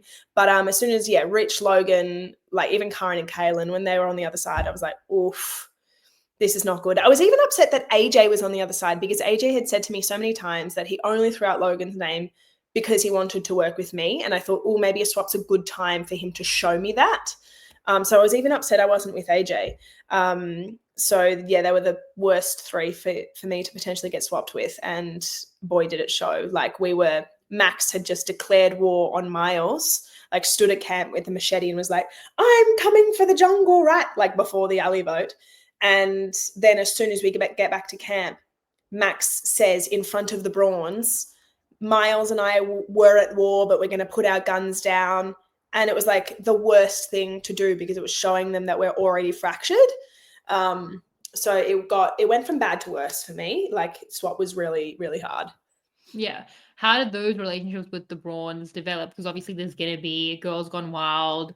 The relationships with Kate and Morgan will develop. But I still feel like when we see, like, it's the one scene where we see them come up to you and you're like, oh my God, they're talking to us. And it's like, it makes me feel like you guys are in high school and you're like, are you waving to the person behind me? Like Mean Girls. It felt like, oh my God, yeah. And you're like the Katie Heron and you're like me.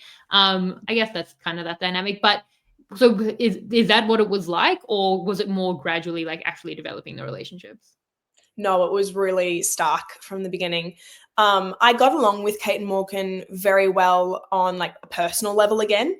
The fact that we're all from Melbourne, I mean, a few people have referenced the Melbourne 20s, which I just absolutely hate. It's like we're bonding because we have to. We're finding the things in common because we have to. So I really dislike when people use the 20s Melbourne club as an excuse. It's like, well, if you were in the 20s Melbourne club as well, you would be part of the group and you would want to use that to your advantage as well. Anyway. The Sydney-Melbourne wars will always be, that's bigger than Survivor. Yeah. But exactly, that's global. But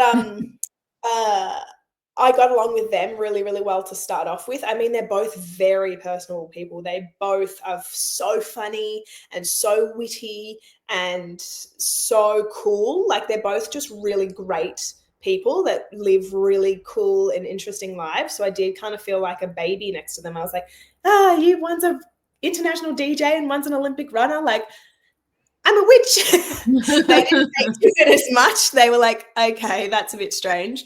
That's where I really felt a bit exposed. But actually the one person who really liked it was Ben. He was like, I have a friend that's a witch and I saw her before I came on Survivor and she told me about all these people that I'm going to meet that I have met on the island. So Ben was actually the person that was most interested in all of that stuff, which was really, really nice. So we bonded a little bit as well. But yeah, there were like days, especially when we were making the shelter, when those five have made a shelter together before. So they knew, like they had kind of an insight of like what we're going to do. And you've got like Zara, Miles and I, who didn't really touch the shelter to start with, like in the first place. And they're making this new shelter and we kind of really had to chase behind them and just stand there and look pretty. And then, they just spoke to each other for a good couple days. Like they really didn't include us. The only person that they did include was Max. Max would sit on the beach with them and he was allowed into the conversations. But whenever any of us would try and join the conversations, they would all stop, change the subject, walk away. So I was pretty happy that Max, like I was definitely the closest with Max. So I was happy that at least he was getting some information and he was telling me what they were saying. But it was really hard. They genuinely didn't talk to us about strategy. Noonan did a hilarious thing, which worked for her, but really shot me in the foot, which was she told them, you guys don't need to strategize if you're not going to tribal. Like, don't strategize unless you're in a scramble. So we can just talk about life stuff, which gave her time to go look for things, which gave her time to actually strategize with people that didn't listen. But unfortunately, the people that did listen were on my tribe now, and they didn't want to borrow a strategy. Nothing. They could not answer how Candy went home. Miles pushed so hard. How did Candy go home? To be honest, I still don't even really understand what happened there. So maybe it was a bit too complex. Like Kate and Morgan, it was like their fault essentially for like flipping. But they weren't answering. They couldn't tell us who was on what. They're like, I don't remember who voted for Candy. And we're like, you don't remember? Like, they didn't want to talk about strategy, thought that we were crazy when we wanted to talk a little bit of strat of like, who are you closest to out of the 5 brawns here? Why would you even ask that? And you're like, oh, I'm going to stop talking about strategy now. So it was really just a lot of personal bonding, which I could do, but was really difficult and such a change from original Brains. And I think really sent Miles further into the strategy route because no one was talking to him. So he just sent himself kind of crazy. If he was Brad on Brains 1.0, God, was he Brad on Brains 2.0, just like constant spilling information, telling, things throughout the whole time. But it was really hard. Yeah, it was such a change of pace. I felt like I was playing a different game. And it gave Zara and I a lot of time to bond. We spent whole days only talking to each other. Miles was off doing Miles's things and the Brawns weren't talking to us and Max was with them. So it was just Zara and I just talking for a really, really long time. So we also bonded a lot during that time, just those early Brains 1.0 days too. So how did you react when like the one good thing you had was that you're probably going to win a lot of challenges and then AJ is like, you guys should throw the challenges? How did that go? There's been some stacked tribes on Australian Survivor. I think of the swap tribe of heroes versus villains. That's a very stacked tribe of like, there was like all of the Meat Tray and Haley and Nina, like that was, and Liz, like that's a stacked tribe. This was a stacked tribe, like some very, very strong people in every aspect of the game. So I was thrilled to be on this, such a strong tribe. In saying that, the premonition that Miles had, which was like they might try and get rid of the weaker people in he and I, was apparent. Like I clearly was the weakest link there. The only thing I could kind of hang my hat on was that Zara and Kate had similar skills, but I really felt the need to show my strength during that time, which was helpful. But yeah, I felt quite exposed. But yeah, I was like very prepared to win every single challenge. And AJ had said the whole pre-swap, he had said, if I get swapped into a majority, I will throw every single challenge to save the people on the other side. So AJ throwing challenges was not a surprise to anyone. He had said, like, if I get swapped into a minority, I want my allies to throw. If I get swapped into a majority, I will throw. So we thought they were going to throw to save us. Then he comes out with the hostages. I'm the first person to go, what about us? Like, yeah, that's the opposite of what that's yeah. Where did this come from? And I said to him, like in that challenge, do you know how far on the bottom Miles is? Like he's so easily going home right now. This is really going to shoot him in the foot. I was going to say, I understand where AJ's coming from. I now, after the fact, get the logic of what he was trying to do, but God, how easily that could have gone wrong. Like how easily that could have been Zara or Miles if he didn't find the idol. So, and little did AJ know that Max was actually the closest with the Brawns. So it really could have gone the wrong way for AJ. So the hostages thing just absolutely threw me. So that's when I see on the sign there's an idol. I'm the first person to turn around and run back and I'm like, oh, I'm finding that idol. And Shannon, it has killed me for 9 months not knowing whose idol that came out of, like whose sandbag, and I still don't know because they didn't show who shook the sandbag and it came out. Miles just finds it. It was the funniest moment ever. I found the idol, you pricks. Like that was just one of the best days. We just thought that was hilarious. But we have a challenge producer who listens to the podcast. Maybe he can go back and look at the footage. I need him to tell me if that came out of my sandbag because I was there. Like it's been killing me. I wake up at 3 a.m. Well, like it's been killing me. But yeah, when AJ stood up and threw that said that, I was really shocked. I just went, who are you and what are you trying to do? Because this is not the man that I have been playing with up until now. It just seemed like chalk and cheese to who he was around camp and now throwing out hostages. It didn't seem like something that AJ had in his wheelhouse, and maybe that's my fault for not seeing that, but it really set me through a loop. I was like, this is bizarre. And also this is going to go horribly wrong. Like a brain's going home until Miles finds the idol. When Miles finds the idol, it sends me into, oh, we can do something now, because now they have to split. It's one of my favorite afternoons, although it doesn't go my way, when we're walking back into camp. I am just running these things in my head, and we get back to camp and I go to Miles, sit down, shut up. If anybody asks you who you're playing that idol for, you're going to say, I'm playing it for me, I'm playing it for Laura, I'm playing it for Zara. Repeat after me. And he goes, I'm going to sit down, I'm going to shut up. If anybody asks me who I'm playing my idol for, I'm playing it for me, Laura, or Zara. Got it. I was like, got it. Sit down, shut up. And I like that whole afternoon, I was so on it because I realized we could do something here. Miles did. He didn't talk to anybody that whole afternoon. And then I go to Max. What I'm doing with Max is attempting to scare him into not flipping, into like sticking to the brains. Little did I know that he had an idol. God, if I knew he had an idol, like that just would have been, he did give me kind of hints that he had one, which I'll get to. But I was attempting to scare him into staying with the brains by saying, Miles is never going to play his idol for you because you've declared war on him. So if he gets this right and plays it for the right person, they know, the Brawns know that Miles is never, ever going to play his idol for you. They're going to vote for you. And that's why they ended up voting for him, because Kate could see that Max was forming really close bonds with Jesse, but they knew Miles. Laddie. Pardon? He was being laddie. He was being laddie with the lads. Yeah. Yeah, and I was being girly with the girls. Yeah. Yeah. It was like laddie and girly girls. But because he had declared such a war, they knew that Miles was never going to play the idol for Max, and that Miles was also smart enough to potentially play the idol for the right person. So that's why they end up going on Max. But I was trying to scare him. But he had the hubris of having an idol. He had this confidence.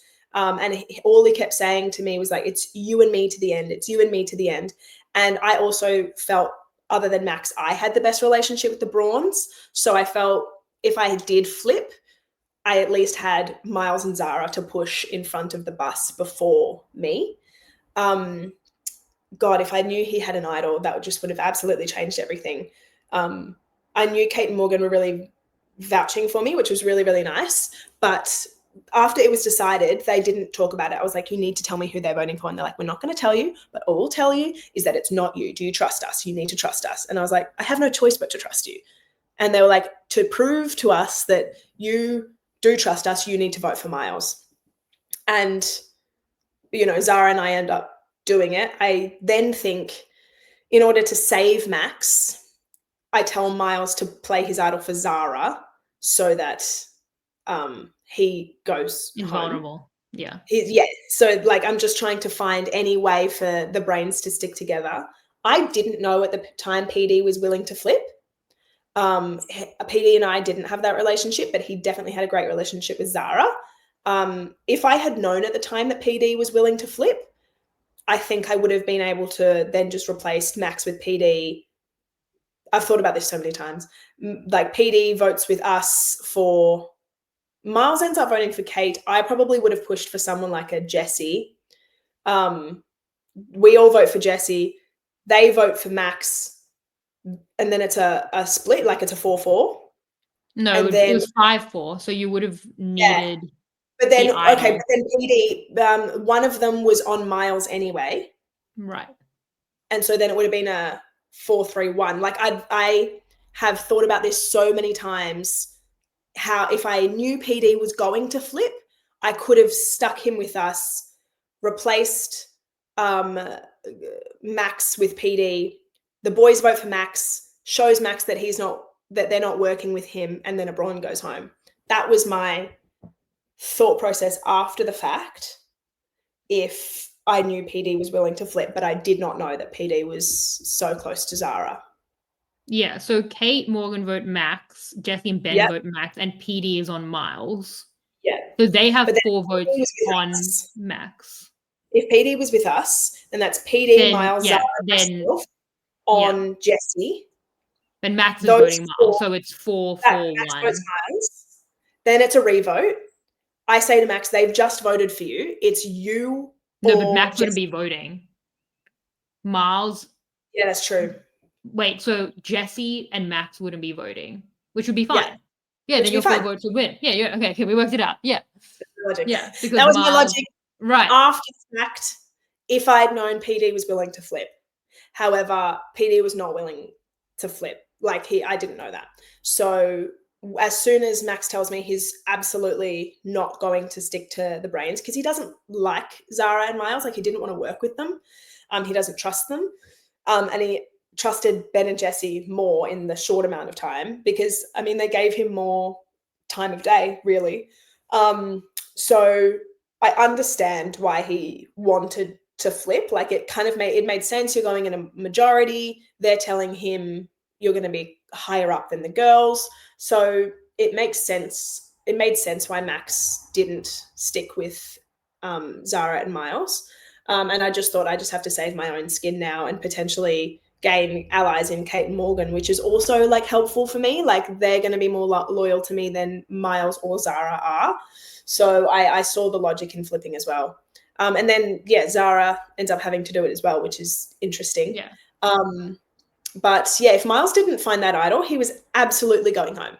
He truly was going home, especially if I didn't have the information that PD was going to flip. So AJ's plan, in his deep dive, he was like, it worked because Max went home. It worked, but that was confirmation biases on AJ's behalf. I've said this to him. It didn't work the way that he thought it worked. If anything, it worked against him. And just because it's the outcome that he wanted doesn't mean it happened the way that he thought it did. Miles was absolutely going home if he did not find that idol. And it would have been interesting what would have happened if Miles did go home, because AJ would have realized his plan absolutely backfired. So yeah, just because, like, same thing with Rich and the Bomb Squad. Like, Ali went home, but that had nothing to do with Rich wanting Ali to go home. Exactly the same thing. AJ wanted Max to go home, but nothing in it happened because he told the Brawns to vote for Max. They didn't want to vote for Max. It was because Miles was never going to play the idol for Max. Right. I mean, it would have worked if AJ was going to pass his idol to Miles, which is what I thought was maybe a part of the plan, but apparently wasn't. So before Max has flipped, your hope coming back from that challenge is that Miles is going to play the idol correctly, possibly on like a Max, and your 4 are going to win out, or they try and include you in a split, but your strong 4 with an idol is the 4 to win the day. I knew that I all along wanted Miles to play that idol for himself. I was just telling Max that Miles would never play it for him to scare him, to get him to stick with us. I just wanted to scare him. But it didn't work because you can't scare someone that has protection. If I had known Max had that idol, oh my God, like I absolutely would have told him to play it. I mean, I essentially did, really, by attempting to scare him. That whole afternoon is basically me saying, play your idol.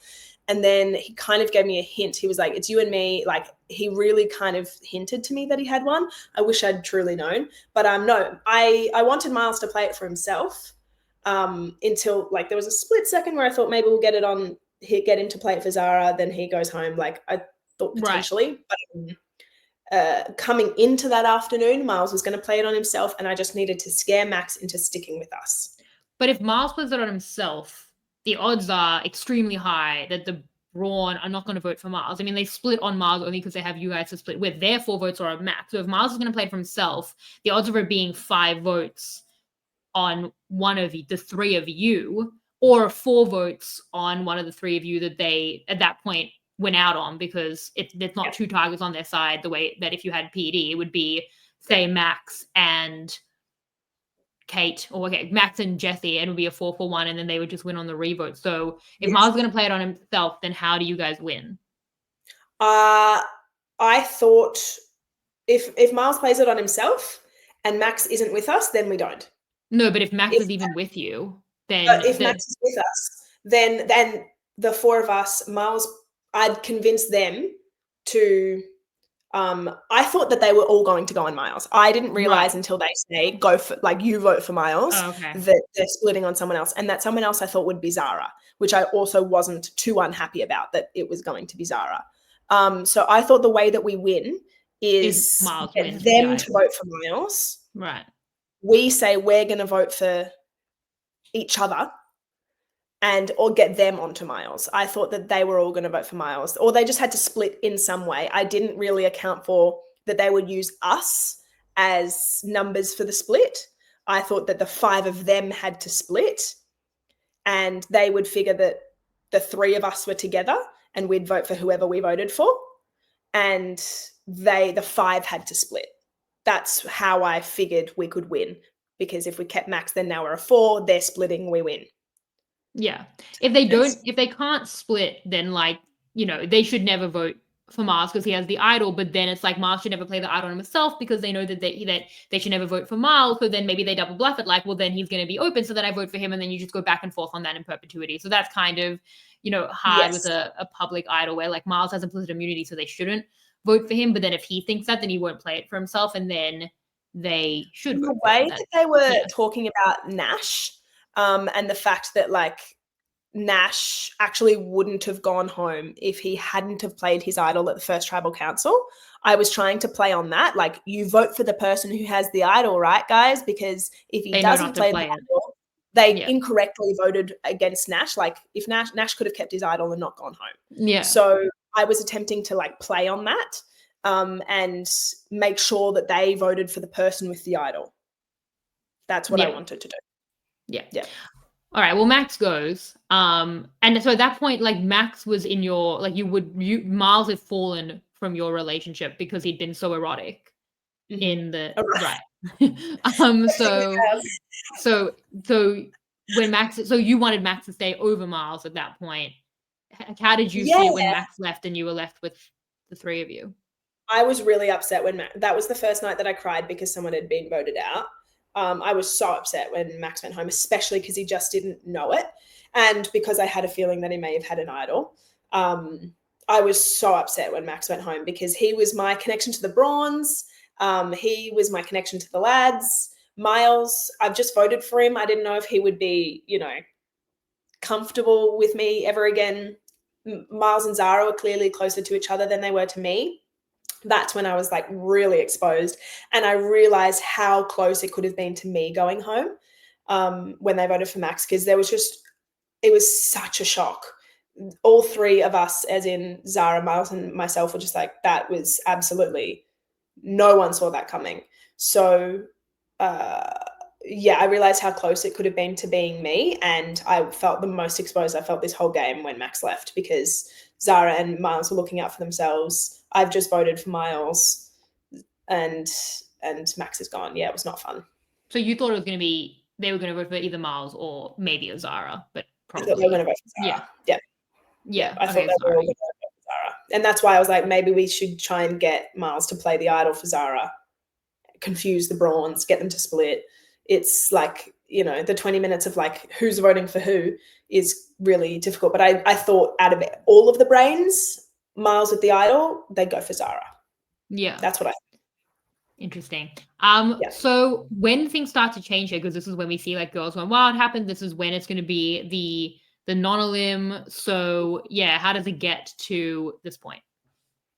The Girls Gone Wild came from such hard work from Zara and I, just like putting in so much time talking to Kate and Morgan about themselves and really just hamming up our connection.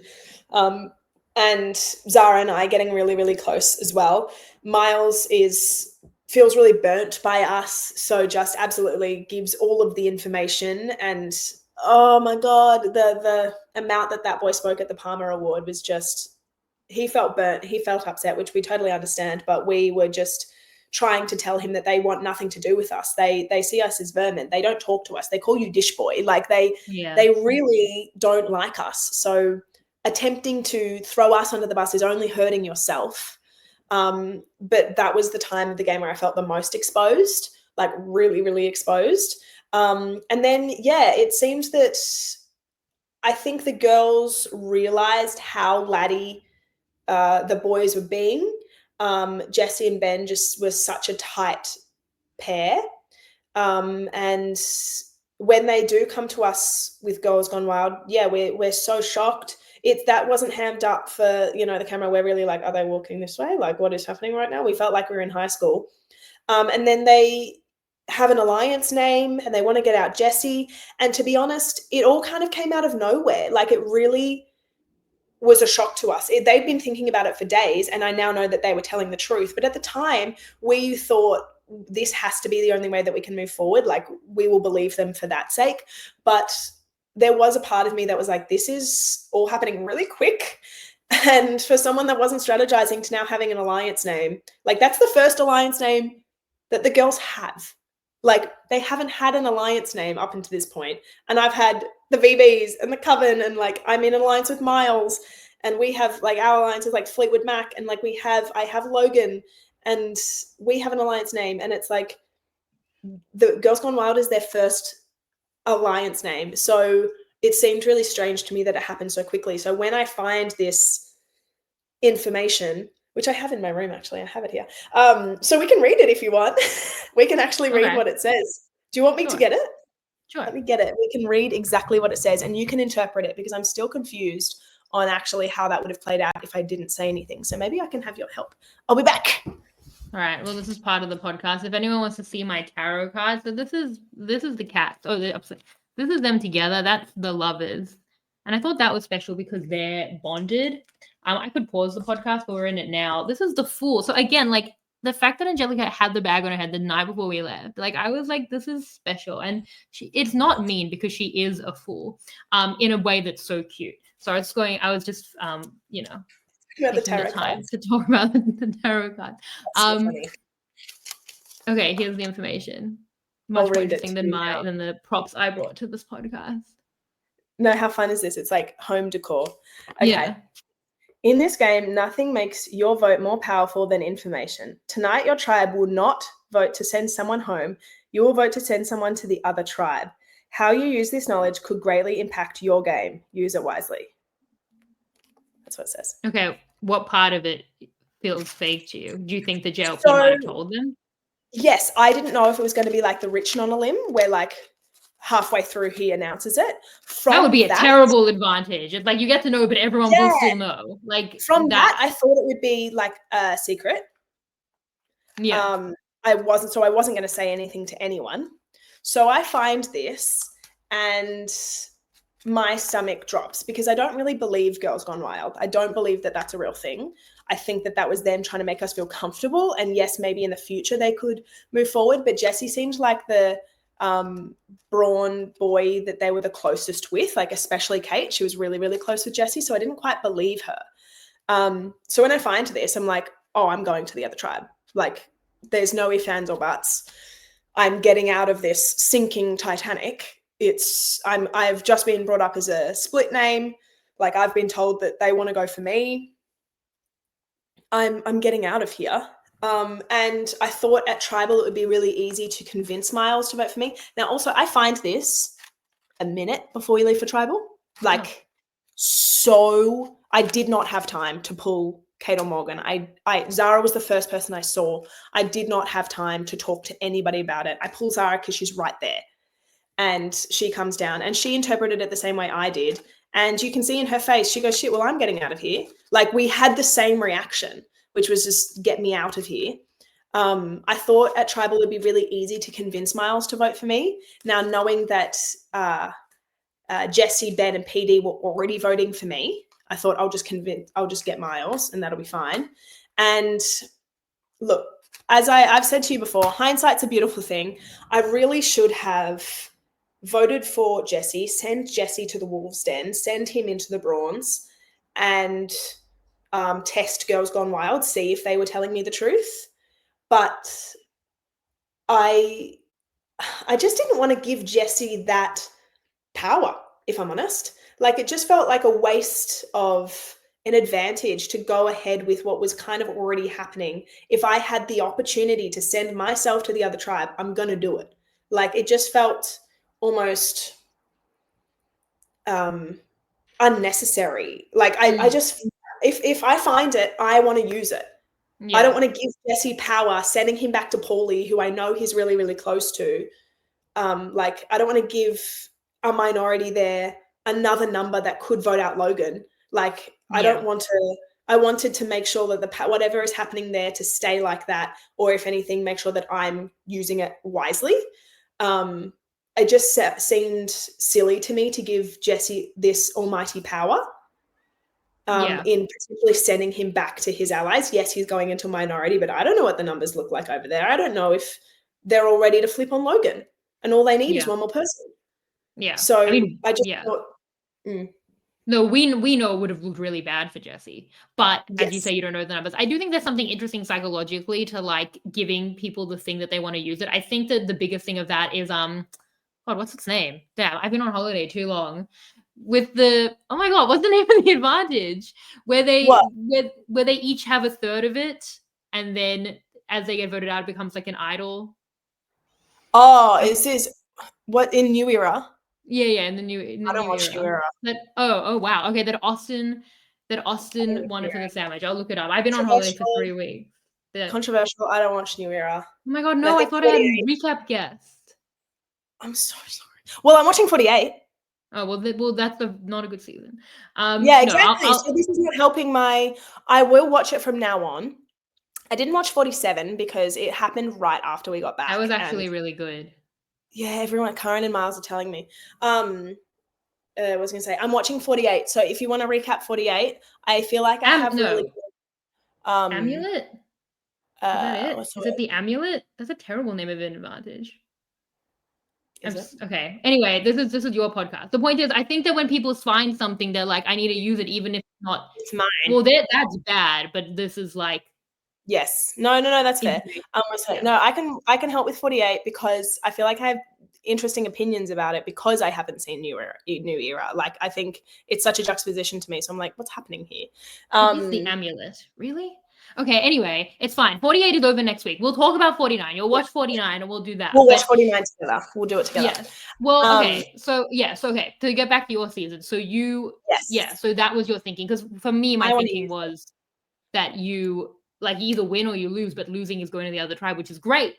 You know, so like there's no lose situation. But I mean, if JLP is going to tell people, I don't think he would. I think that would be a crazy. Yes, that would be crazy. I think the point of the advantage is the information is they're not going to know, so you know. If he was going to tell them, that would be dicey because that would give them the control then of you not getting ahead of it to send them. But the thing is, they are going to send who they want anyway, and there is a good chance that they will send you. But that also relies on Morgan and Kate actually being with you and wanting to kind of give you that. And they did do that to send you to the other tribe, but that's also relying on them. But the thing is, if JLP is going to tell them, I don't think there's anything you can do.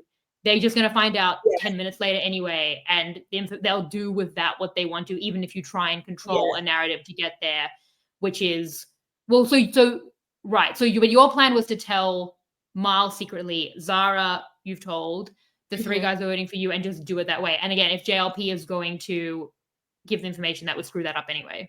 So you kind of have to assume he's not, which I don't think. I wasn't planning on saying anything at Tribal. I really wasn't. Right. I thought that I'll just get Miles to vote for me. He'll trust me. And then I'll just I just told Zara because I thought I knew I'd be doing Kate and Morgan a bit of a harsh one by like them voting for Jesse and then like leaving in this like kind of shit show. But I thought also that would be interesting if they did vote for Jesse and then Zara votes for Jesse, then I'm leaving Zara in a pretty good position of like exposing Kate and Morgan. And now they're going for each other. Right. But I told Zara because I thought we were close enough for me to not expose her, to give her some kind of information that like, I'm not deserting you and I'm going to help us. But yeah, her self-preservation kicked in as well, which is like, I can't be upset at her for doing to her, like for her doing to me what I would have done to her. But when we get to Tribal, what's not shown is she whispers in my ear and she was like, if you don't tell everyone, I'm going to tell everyone you found it days ago. And I was like, ooh, well, don't do that because it's going to look like I've been lying to them for days. So that's when I said something because I really needed to control the narrative. Considering she could have said literally anything, I needed to control the narrative of where I found this literally like a minute ago. Send me because I can be helpful to you guys And I mean, it's a testament to my relationship with Kate and Morgan, considering they like showed their cards and tried to convince the boys to vote for me. Totally understand why Miles didn't. And I knew as soon as Zara was in the picture, he was just going to vote for Zara. I knew why PD voted for Zara because they were super close. I thought I had a better relationship with Ben. I really thought that he potentially would have voted for me. Yeah, it was a harsh one, but I wasn't upset at Zara, more okay, like we're leveling up the game.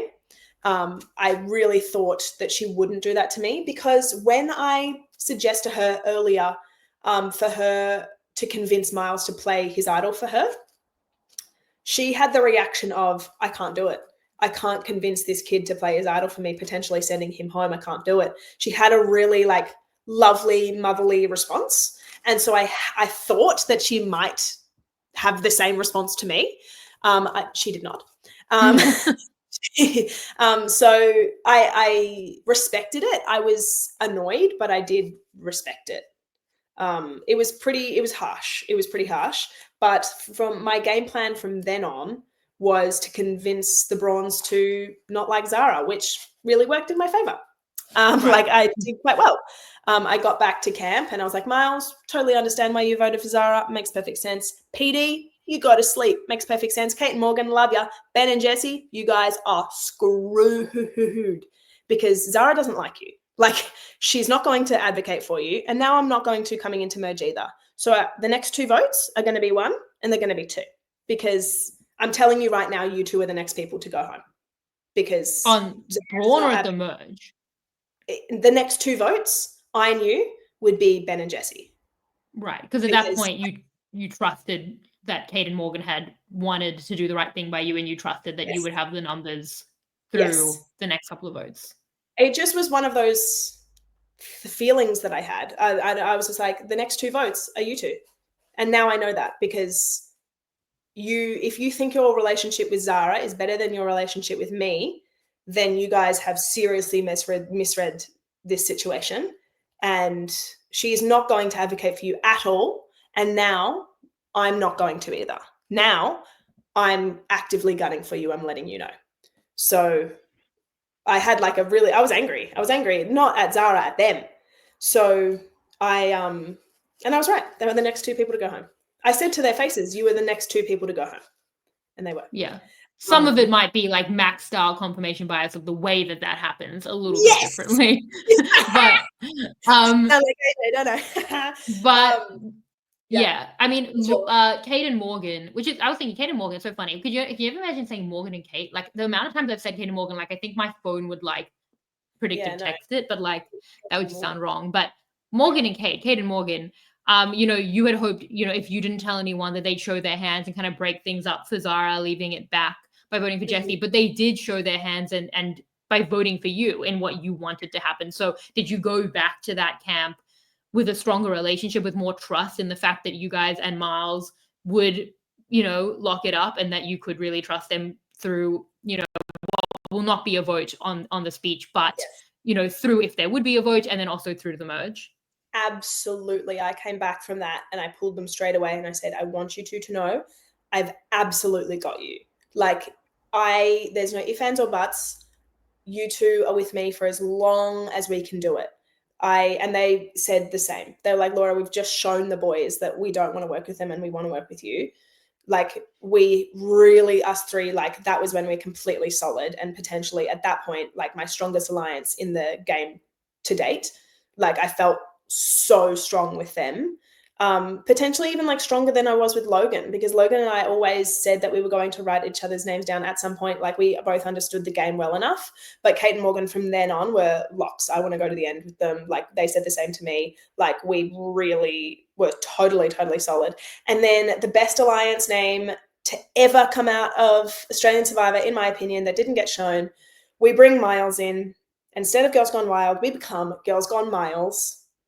And it was my favorite alliance, Girls Gone Miles. I was so happy to be in Girls Gone Miles.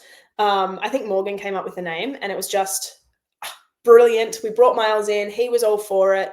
The boys were feeling kind of down.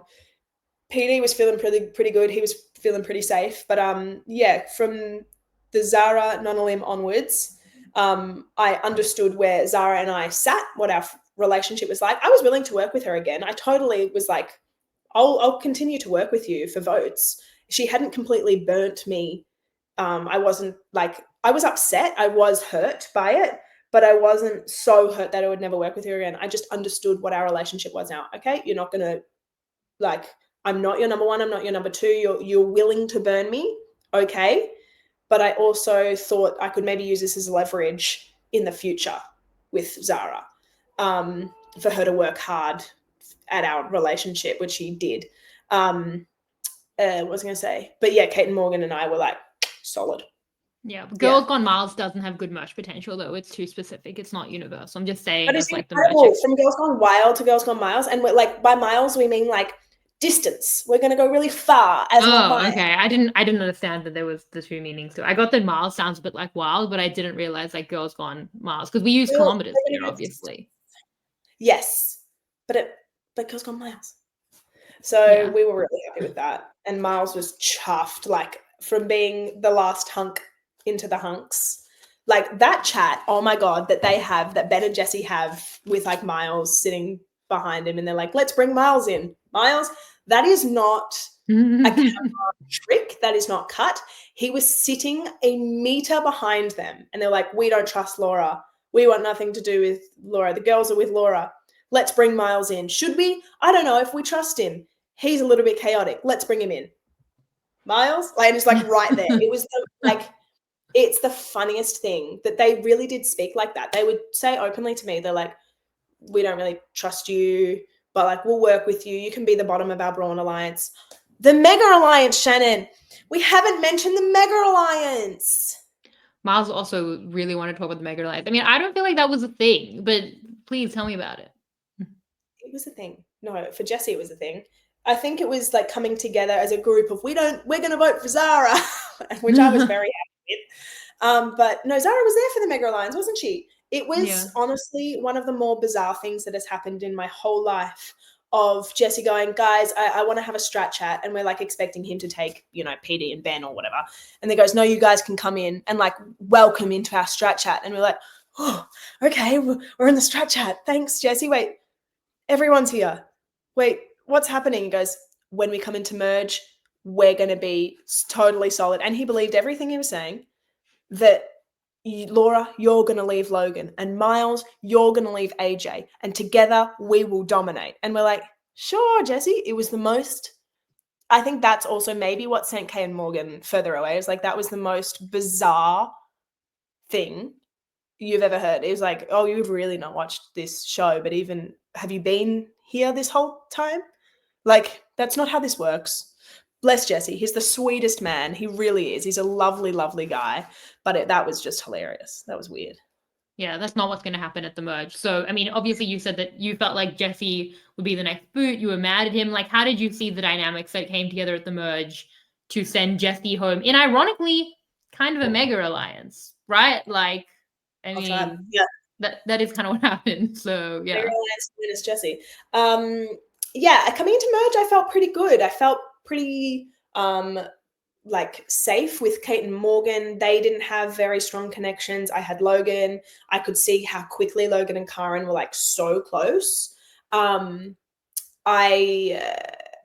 felt pretty safe. I felt that there were some clear outliers in Paulie and Jesse.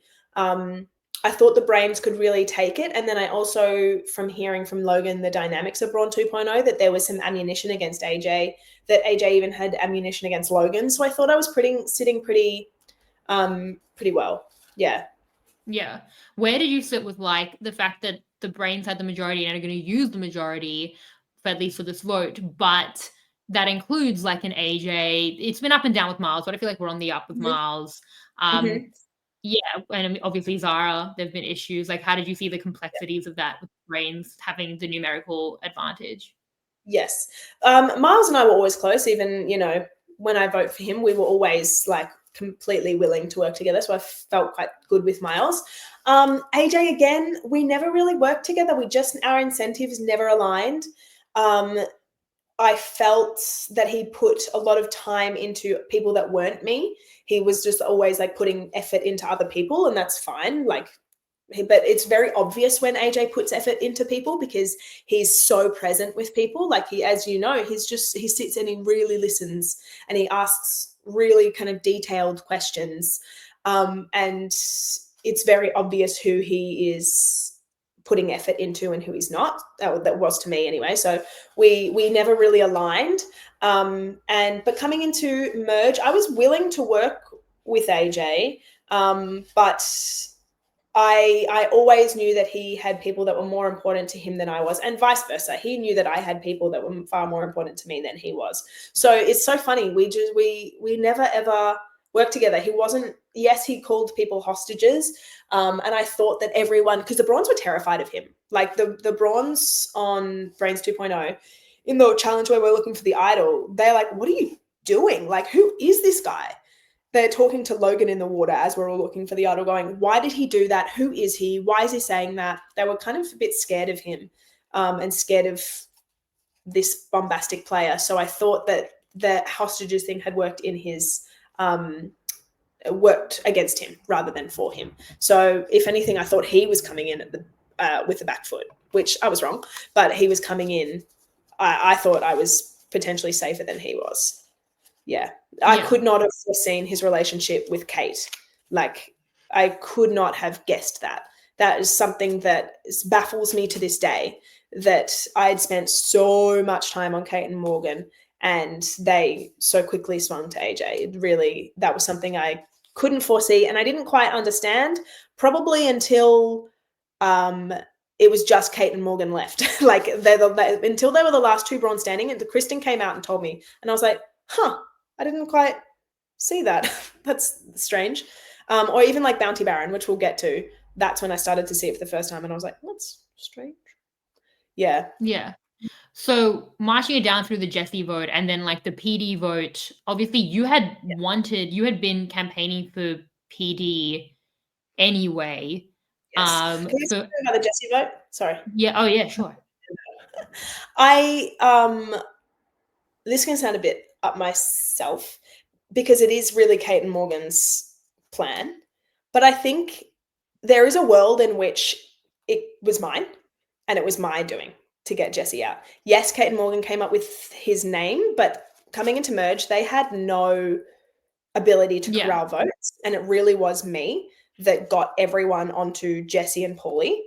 I mean, Paulie was always a vote and they wanted the Brawn, like the Brawn 2.0 girls wanted Paulie. And I was like, no, we got to do this for Kate and Morgan to get Jesse. So they have a claim to it. I also think I have a claim to Jesse getting voted out. I think that it was really me that went around that whole afternoon and did the split and make sure everyone was comfortable with the split and told them why we wanted Jesse out, and then convinced Jesse to continue voting for Zara, told Paulie why we're voting for Zara because they both vote for Zara. That like Paulie's not really met Zara, so he has no reason to vote for Zara except for me. So I think I have a little bit of claim to the Jesse vote. Yeah, I think I gave you 3 chili points in that episode, so I don't think that's too up yourself. I thought the same. I thought because it felt like the power was with the women, the Brains, and Kate and Morgan, and I felt like you were very central to that. So you were in all of those groups. But then went with the PD vote, like what we hadn't seen a lot of was PD's relationships, and I think that made the edit really tough, where PD and Kristen sat, we kind of saw them at the bottom, and now we know that they were more important to like a Zara, as you mentioned, and to a Karen with that. So the vote would have more power kind of in the PD vote. So was that how you were looking at it when you were advocating for PD to go? And then how did you feel about how it was done when it got what you had argued for with no blood on your hands, but blindsides you in the process? It's like kind of like monkey pawing that a little bit of like, well, I want PD to go. It's like, but only when I say no one votes out PD but me. Yes. We need to go back, which I realized. I knew about Miles's advantage. Yeah. I knew that he found it. I rigged the sticks at the pasta reward. I made sure that Morgan and Jesse go first, then I went, and then I sent Ben, and then I sent the people who I thought were most likely to look, I put at the end, Kate and Miles, and the people who were least likely to look, I put at the beginning. Anyway, Miles comes back after his time and goes, one of you has it, and we were like, what is it? And he was like, I looked on the shelf and nothing's on the shelf. And we were like, what is he talking about? Something was on the shelf. Anyway, he told me about this advantage that he had. The way I interpret, now it was misinterpreted. The information that Miles gave was misinterpreted. I thought it was an idol nullifier. I thought that he could stop an idol from being used. I didn't know it was an idol stealer. If I'd known it was an idol stealer, I would have moved around the idols, because as you see, Logan tells me immediately about her idol. Kristen also knew about Logan's idol. There's a scene where Logan's like, I want you two to like be the way I move forward. She shows Kristen her idol, and she shows me her idol. So coming into the PD vote, I really wanted to send Kristen further into Logan, like take away her lifeline in PD. PD and Zara were very, very, very close, and PD and I just never really worked together. We didn't have a lot in common. Like, as out of the game, we're like quite close, but in the game, we kind of had no reason to work together. I saw the numbers as a very, like, Kate and Morgan with me, Miles and AJ somewhere like floating. Maybe Miles with Kate and Morgan as well. But then a very solid PD, Kristen, Zara, Karen, and Logan. Like, Logan thought she had Kristen, Karen thought she had Kristen, and Zara had PD. So that was a very solid group. So when I suggest to vote out PD, it's because I want to send Kristen further back to Logan and also kind of take away Zara's lifeline. PD also, as soon as he injured himself, or he was injured, he actually shot to everyone's keep list because he could never win individual immunity. So he was just always a very easy vote later down the line. Whereas I kind of wanted, everyone knew I wasn't a high likelihood to win individual immunities either. So I wanted to be the number one of the keep list because we could beat them. And PD rose, like, I was probably at the top of that list of like least likely to win individual immunities, therefore can be beatable at the end. And then PD just like jumped above me with his injury. And I was like, you should have been injured by Kaylin. No. I want my bicep. I want my hand. No, thank you. Oh my God, that challenge where like we're swimming and I go first and then they put Kaylin up against me. He could have injured me there. Yeah, and that would have been good for strategically, because then people would want to keep you around. I was already a weak link, Shannon. Like, I didn't need to be weaker. You see how quickly I drop out of that balance challenge. It just wasn't my day. I was having a mental breakdown. Anyway, PD immediately became more of a vulnerable keep we can beat at the end than I was. And I wanted to make sure that I was always the person that they could take to the end because I could be beaten. That was my plan. And so I wanted to get rid of him for all of those reasons. He was so safe. He was so cushy. He had the Brawns. The Brawn girls he was a fallback for them. There was a million reasons why I needed PD to go.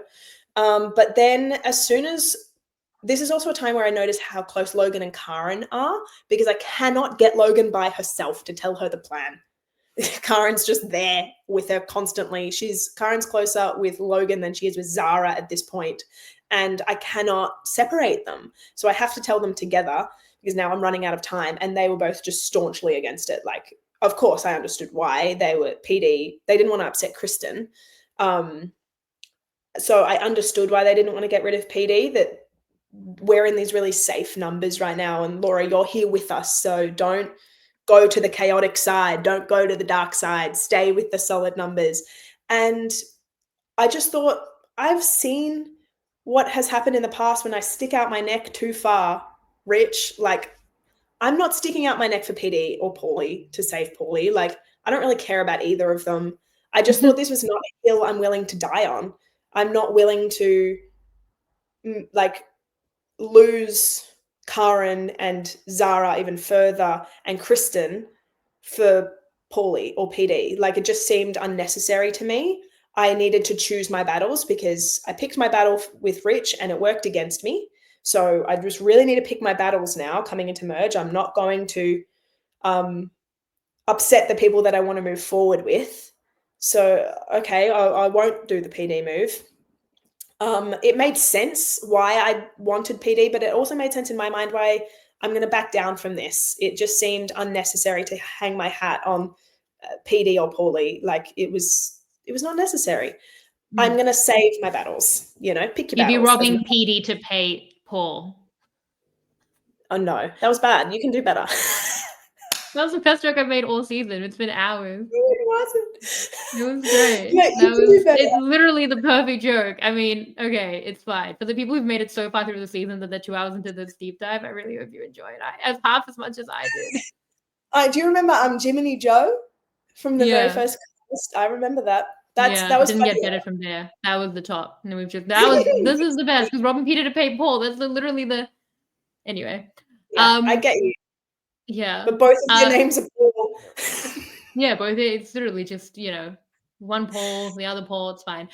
So okay, but then Miles is gonna do it. So what's the thought process through that when it happens? So when he stands up and goes, I'm going to take Kristen's idol, or like he stands up with it, goes, I've got something. I went, oh shit. Is he going to take Logan's idol? Like, is that bad for me if he takes Logan's idol? Maybe not. I really didn't know where he was going with it. And then as soon as he takes Kristen's, I understood what he was doing. Okay, he's going to try and continue. Maybe he has the PD side. Like maybe he has enough votes for PD without playing it for Paulie. I didn't know that the split was so like Paulie heavy. I don't know how I didn't clock that. That all of us, our biggest regret is how did we not know what miscommunication happened for everyone to be on Paulie? But Miles somehow figured that out. Karen and I still shake our heads about it. How did we let that happen? But yeah, I was shocked that he played it for Paulie. I really, really was. In order to get out PD, I really didn't think PD was like that move was super necessary. We now know that it was super necessary for Miles' game. But I wasn't mad at it. I really wasn't mad at it because it was my idea. I came back to camp and I was like, Paulie, just so you know, that was all my idea. And I want you to know that I wanted to save you too. It's not true, but I tried to like use it. It was like, thank you, Laura. I really appreciate it.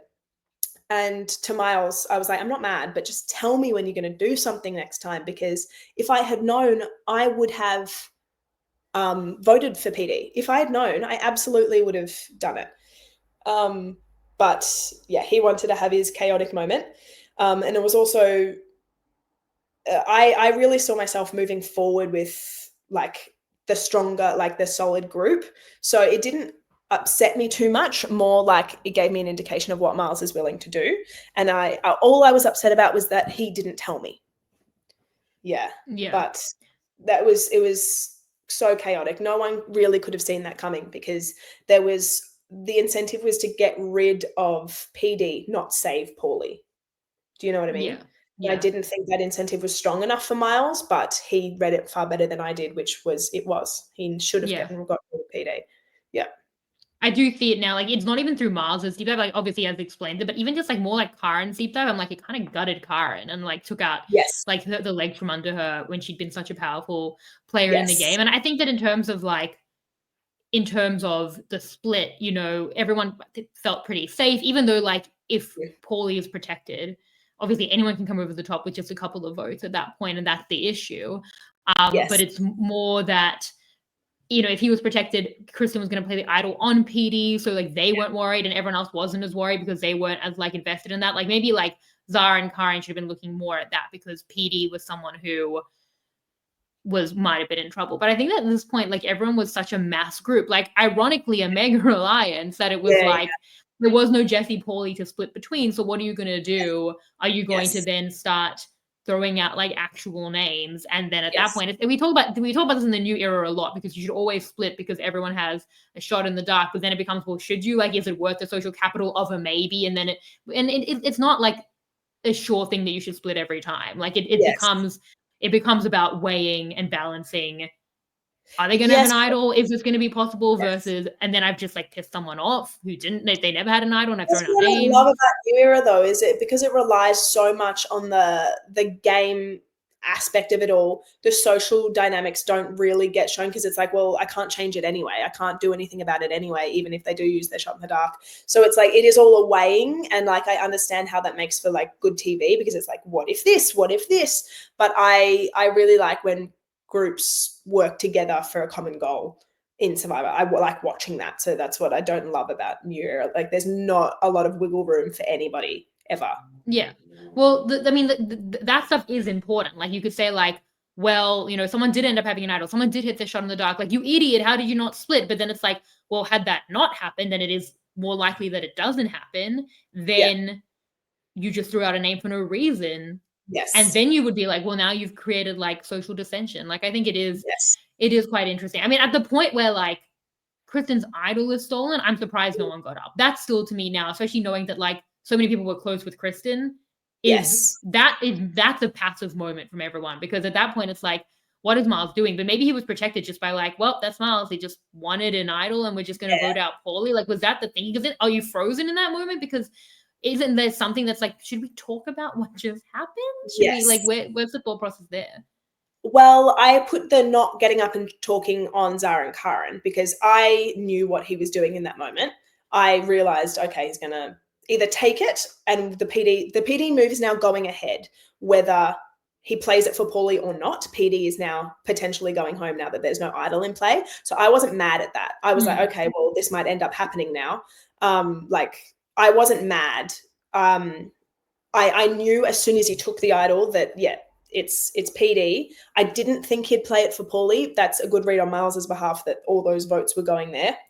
But I didn't get up and start talking because I'm now happy that plan's going ahead, and getting up and talking could now put it on me or Logan, because somebody else could now go, well, why did you, at Tribal, say, why did you take Kristen's? You should have taken Logan. Something could have happened that flipped it onto me at Tribal. So I was very happy to sit down, shut up, because I knew what was happening. I understood that. I didn't know I was going to play it for Paulie. I didn't think he needed to play it for Paulie. If he had enough votes, he didn't need to play it for Paulie.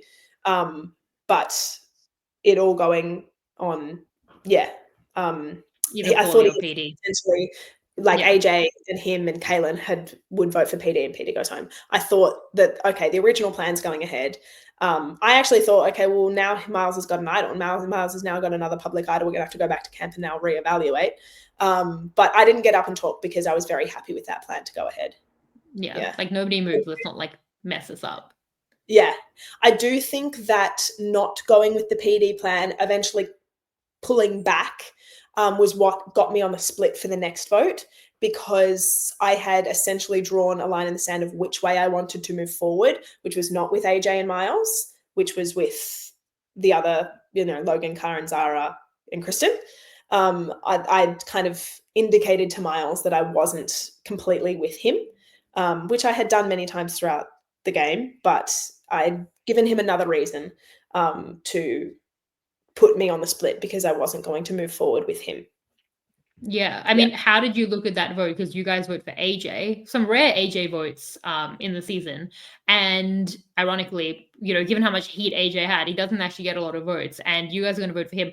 Where did you see those numbers? Because even when you get voted out, and Logan was like, it was everyone. Like, obviously, Kate and Morgan, you've discussed not seeing that they would flip from you. Right. Karen, who you saw was really close to Logan, is going to save Logan, but not you. Yeah. Kristen, who had been close to Logan, is going to let that happen. Yeah. Is that it? Would that have been a majority? The two of you. Kaylin. Yeah, that's it. Yeah. Kaylin is okay. So that's really getting into the numbers, because so this is what, final 11. And you need at least 6. And with you, Kate and Morgan, Logan's already 4. If you have Karen, if you have Kristen, if you have Kaylin, like, you guys should have had almost splittable numbers to a point. Yeah. So is that, where do you see those losses? My vote is Logan and I were being lied to from the beginning of merge onwards. Like, there was no doubt in my mind that Zara and Karen wanted AJ gone. Logan had told me how annoyed Karen was with AJ. And Kristen had told me how annoyed she was with AJ. And it was just confirmation bias when the PD thing happens. Everyone's really angry at AJ and Miles for breaking their trust. It's confirmation bias that I'm now like, okay, well, now they have reason to want AJ out. Or like, not really, because he had nothing really to do with the PD thing. But with Miles, like, it was just confirmation bias that everyone was saying to us how annoyed they were at AJ and Miles. So when he was suggested as the next vote, I went, that makes total sense to me. Like, I had no reason to believe anything else, because all anyone had said to us was how annoyed they were at AJ. And that's a testament to Zara specifically, that she just like had lied to us for so long. Kalen, I never had any kind of read on. He would just run away. Like, he just would actually, he said something in an exit interview, which I thought was really, really interesting, which was for the Jesse vote, he always wanted to be on the person who was going home and not the split, because he wouldn't have to grovel to the person that he voted for. So many times throughout the whole thing, he would go, I want to vote for this person. Then the plan would change. He goes, well, no, actually, I don't want to vote for this person now. I want to vote for this person. And that was a goal of his, to always vote for the person that was going home. But it made him a really unreliable ally. So I never really worked with Kalen. But I thought that was interesting, because he mentions it in an exit interview that he did that to me specifically, that he would tell me that he didn't want to vote for someone. I don't want to vote for them. I don't want to upset them. And that was a game plan of his, but it kind of worked against him in a way, because it made him kind of unreliable. So I didn't think he was willing to vote for AJ, because I knew how close they were, but I never really, I was like, Kalen's going to vote where Kalen's going to vote, which is a move, which is totally a game plan for him, totally.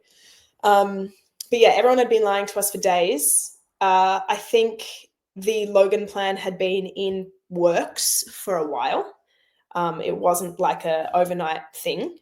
I think Kate and Morgan, and now having spoken to them afterwards, wanted to vote for Logan to send me further back to them. Kate said that in her voting confessional, which was in the template. But yes, I had absolutely no idea. And then even when Karen tells Logan, okay, play your idol, I still thought the split would be on Kristen. Like, I still thought that Kristen, it made sense that Kristen was the split. So when my name comes out for the first time, I am truly shocked. Like, truly, I had absolutely no idea. And you can see me doing the numbers in real time, being like, what? Who did you vote for? And I turned to Morgan. Who did you vote for? I turned to Kristen. Who did you vote to? Kristen. To Zara. I'm like, who did you vote for? And she goes, AJ. And I was like, what's happening? I thought potentially Karen had told Logan to play her idol to vote for AJ. I thought that maybe it could still be AJ. So when it's like the final vote and it's between me and AJ on 2-2, I still thought potentially it could be AJ. So it was such a blindside. Like, they'd been lying to us for so long. Yeah. Remind me what you thought had been happening. Did you think it was an AJ Miles split, or like, what were the numbers? What was the group that you thought it was an AJ Miles split? I thought that everyone? AJ Miles thought it was Kristen. Right. So I thought everyone was splitting on AJ Miles, and I thought Miles and AJ were voting for Kristen. You thought that, yourself, Logan, Kate, Morgan, Karen, Zara, Kaylin. Yeah. Oh, maybe not Kaylin. Kaylin was pretty close to Kristen. Did I say Kristen? Yourself, Logan, Kate, Morgan, Karen, Zara, that's 6. Kristen is 7. Yeah. You need one more for the split. So maybe Kaylin on the beta of the split. Maybe Kaylin on the Miles. Miles. Or Paulie. But probably not Paulie. Oh, Paulie. He wouldn't have voted for Miles, but he would have voted for AJ. Right. He absolutely would have voted for AJ. So you thought you had everyone? Incentives to vote for AJ. Like, Karen had been telling me how annoyed she was with AJ on Brawn 2.0. Like, Zara was telling me how upset she was that Miles had done that last night and gotten rid of her lifeline. Kristen was telling me how annoyed she was with AJ on Brawn's 2.0. Paulie was telling me how annoyed he was with AJ on Brawn's 2.0. Like, everyone had an incentive to vote for AJ, so I had no reason to believe that they weren't. And I thought that AJ and Miles were going on Kristen. Yeah. Yeah. So Yeah, what was the feeling in that going to Jury Villa? And you were Jury Villa by yourself for so long because there was an Anolim, Yeah. so you were just hanging out. Yeah. Yeah, how were you feeling in that moment? I know it sounds counterintuitive, but the night that I got voted out was maybe one of the best nights of my life. Like I went in, I manifested I either wanted to win or be the first member of the jury. And I was See, that's why you shouldn't give the elated, universe options. Just give it the right? one. Just win. Just Just win. just to win, Have it, please. Miles. It's too good. I was elated to be the first member of the jury. Like I was so happy. I cannot tell you how proud I was to get to that point. I was in a group of first members of the jury of like players that I absolutely admire. Like you can name every first member of the jury from Australian Survivor. They're a group of really great people. And I was just so proud to be in that group. I was weirdly happier to be the first member of the jury than like the second or third. Like I don't like just getting that title was like really cool to me. I was ecstatic, like getting all that food. I was there by myself for a long time. So I get all dressed up, go to Bounty Baron, and something different is going to happen. And I was like, you're kidding me. I've been alone for 3 days, and not just alone, like I'm in a massive hotel by myself. Like there's no other guests there. So I'm completely by myself. And then Bounty Baron happens. And this is actually a spell that I did, which I'll tell you about. So for my Jury Villa episode, I went to a waterfall, and that was the day of the tribal council. Like during the day, I went to this waterfall. And when I was at the waterfall, I did this water dance, and I was like, I want to send torrential rain to the camps. I want them to suffer. I want them to have unprecedented rain. I was doing this like waterfall dance. And then that night, Bounty Baron happens. And what happens? Torrential rain, like more rain than they've ever seen, on the island.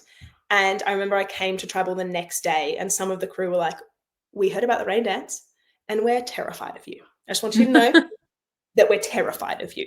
Like you made it rain. And they like some of the crew still talk about it, that I made it rain, which I was very happy about. I was like so happy. I was in bed and I hear the thunder and I'm like, I'm eating Nutella in bed. I'm happy to be here. But Bounty Baron was really interesting because I had no concept of how I'd been voted out. I had no idea whose plan it was. I thought maybe it was Karen's plan. And then everyone gets up and starts talking, like who are they going to vote for at Bounty Baron? And I'm seeing these dynamics. I'm seeing AJ talk to Kate and Morgan. And I was like, what's that about? Like, why are Kate and Morgan going to AJ for who to vote for? And then Karen and Logan are talking. That makes sense. Miles is being left out. Like no one's talking to Miles. And I'm like, well, that's strange. He's just left on the end by himself. It was a really strange getting to see the dynamics from like a third party. It was fascinating getting to see who was working with who pretty obviously by getting up and talking. So yes, I was there then by myself for another 2 days.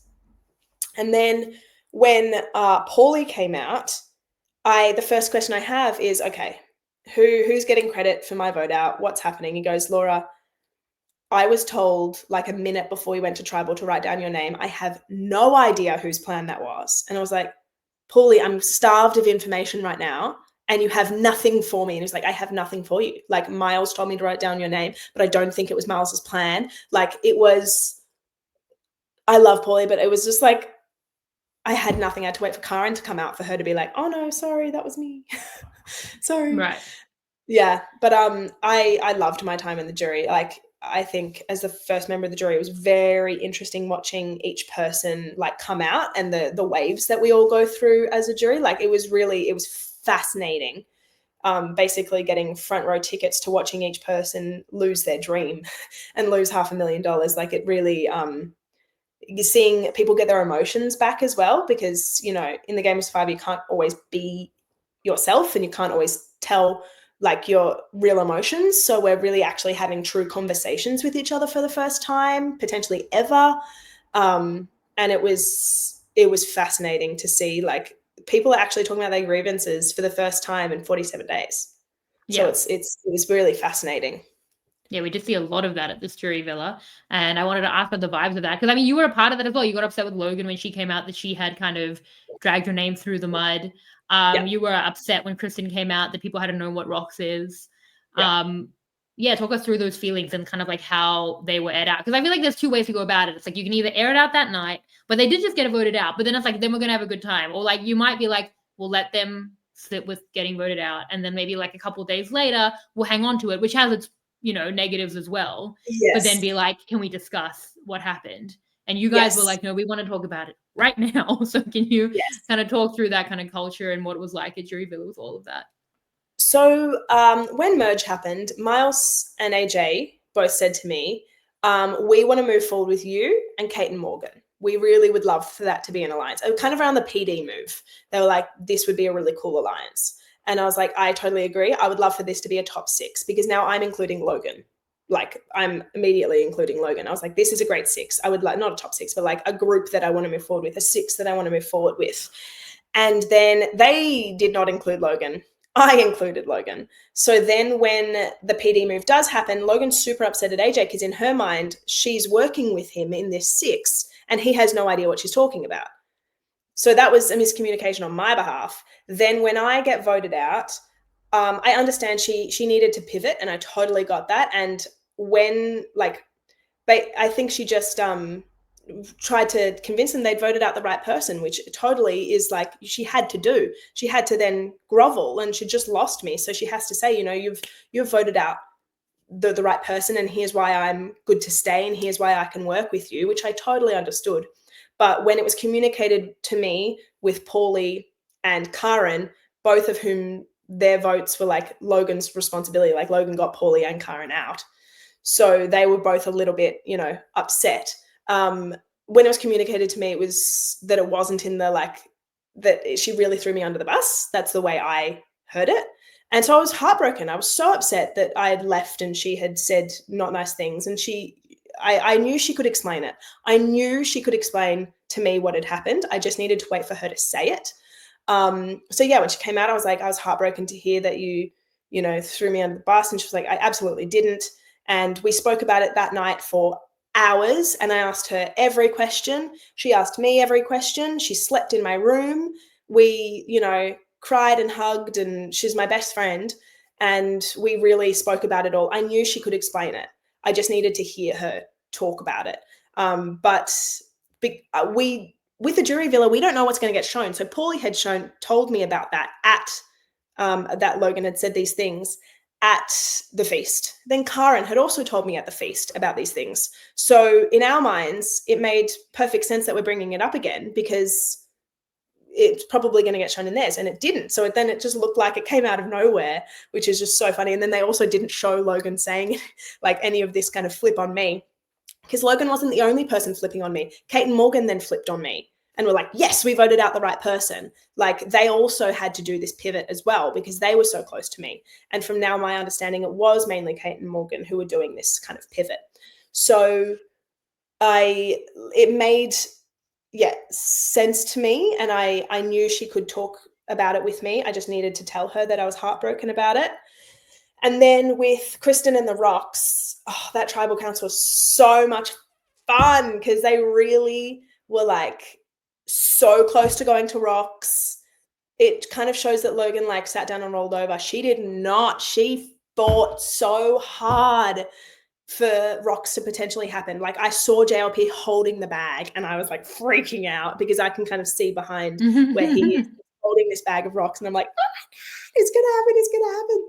And then at the end, Kristen's been voted out. She walks out. Kate stands up and goes, I didn't even know what that was. I thought they had to make fire, and walks out. And Karen, Paulie and I were like, wait, what? They didn't know what they were about to go through? That's crazy. And so when Kristen came out, we were really like, what was that? Did you know what Rox was? And she says, no, all 3 of them didn't know what Rox was. And it's hard because I say to Kristen, I'm frustrated. Do you understand why I'm frustrated? Because my dream's been taken away from me. And all I ask is that you read the rules.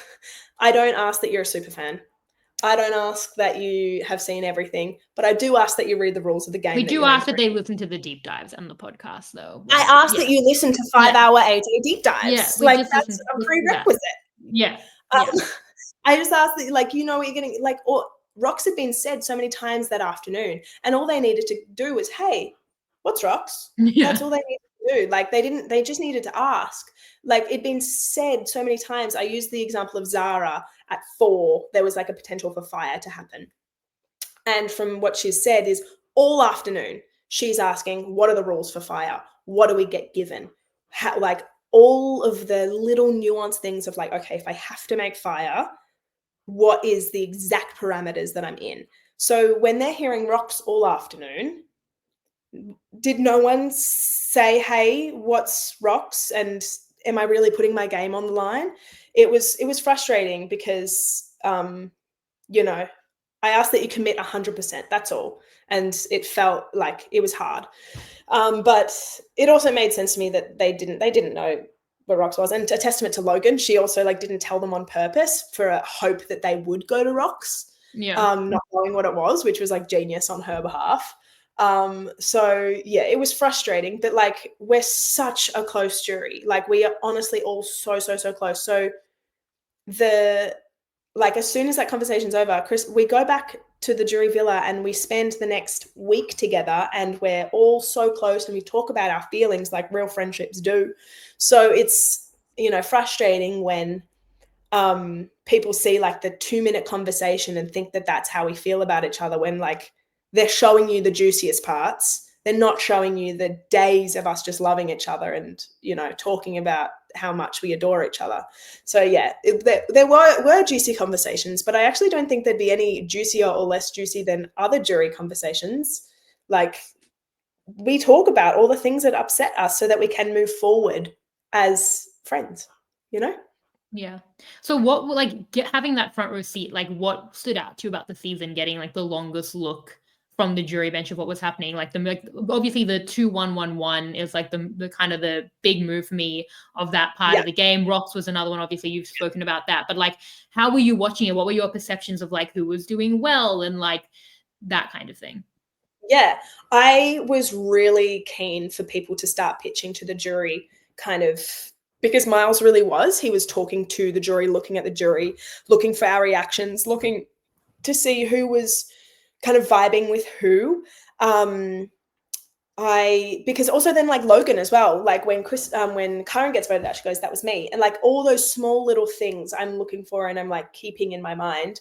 The 2-1-1-1 was really stood out to us as well. We really thought it was like a splattergun of votes. I thought that everyone had voted for each other on purpose to show each other like that, weirdly, that they were loyal to each other. Like I really thought that was on purpose.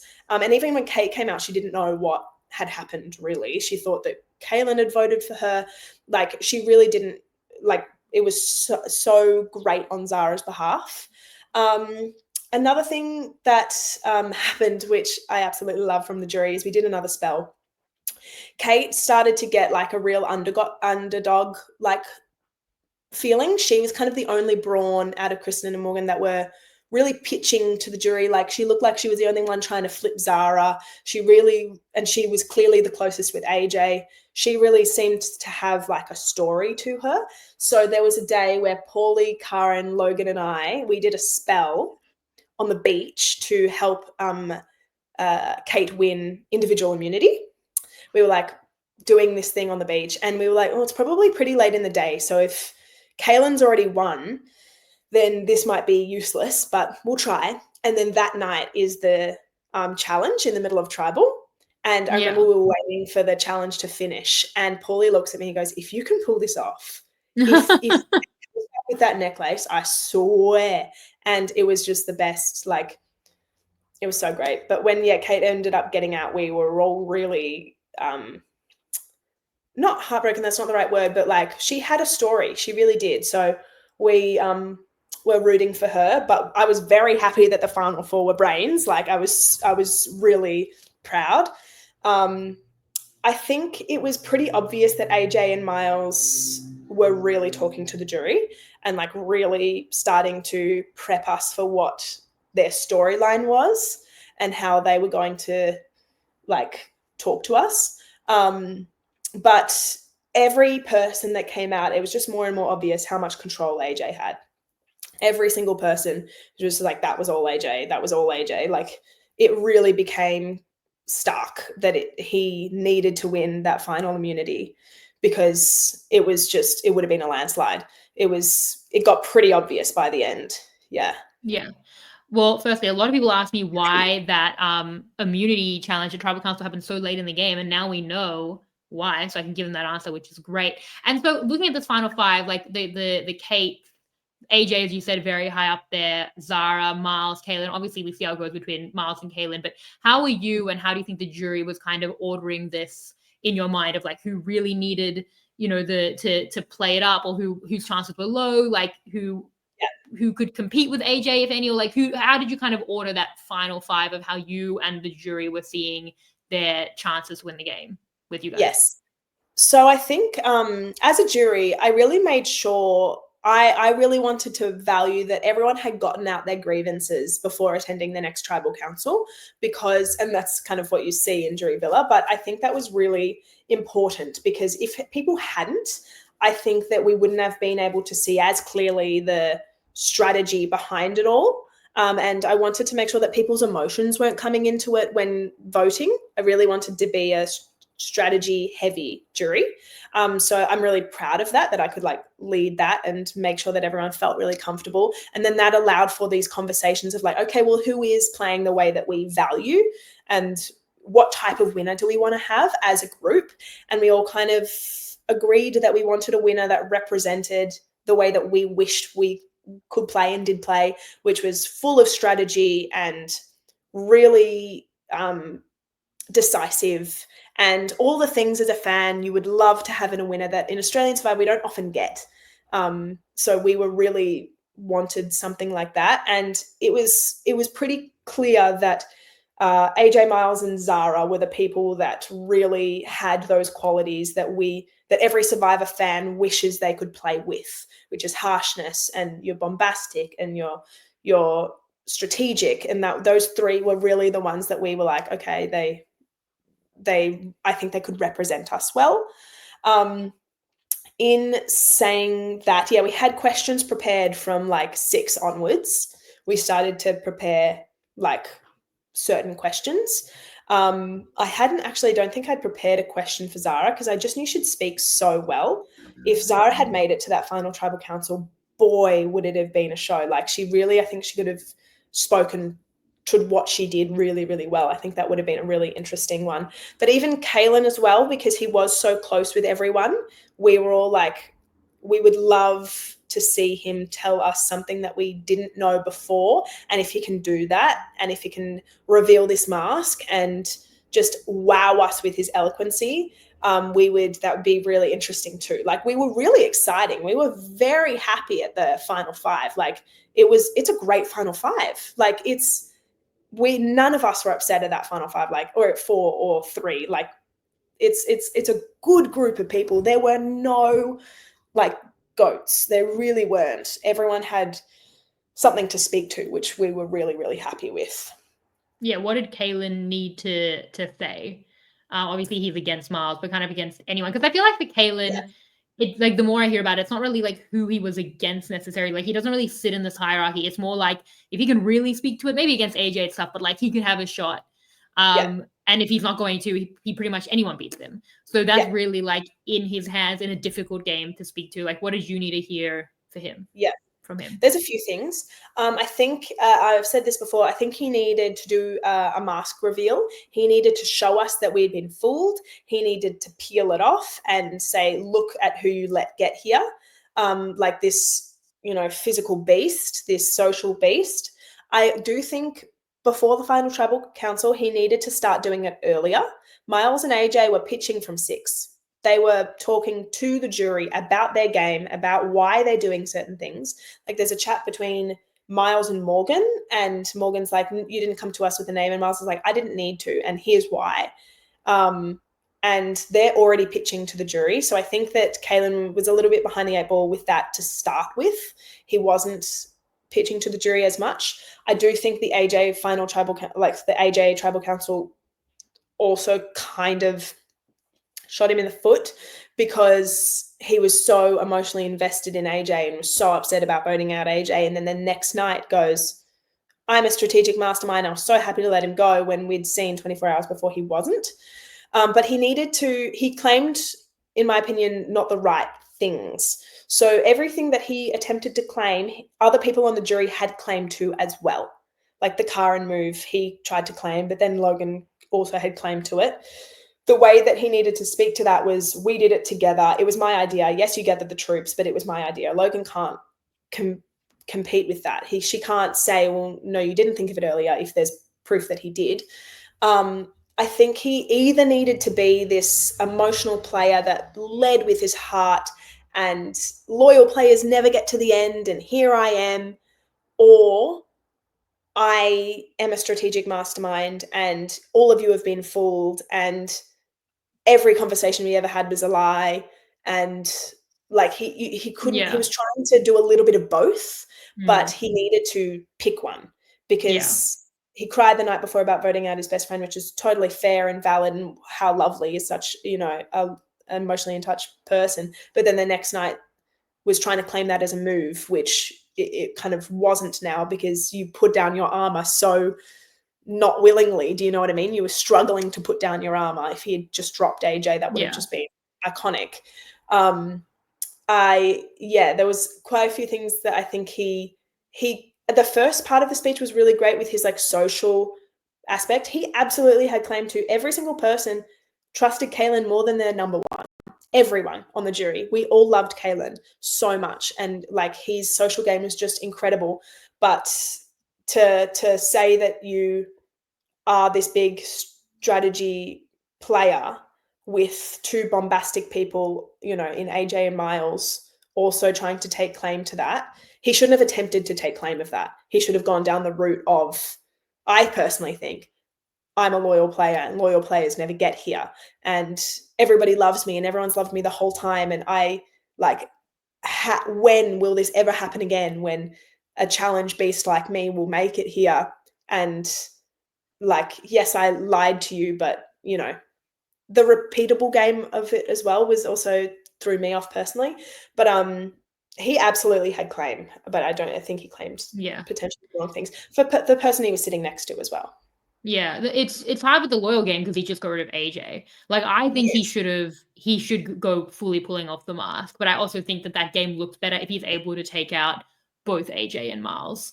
Because then that looked really strong. And I think that was a whole, they were so loud to us. I mean, there was a lot of confessionals that it felt like claiming that. We see that a lot in Survivor. It's like, I took out the big threat and now, it's my game. We see that a lot in the new era. So I think that claiming AJ and Miles is a big one. But the thing was that he did take out AJ, but then and it's very unfortunate because we love a man who's in touch with his emotions. I thought that was so beautiful. Like as a human, yes, but as a player, like crying confessional later that night. Miles did, Miles cried in confessional about how hard it was.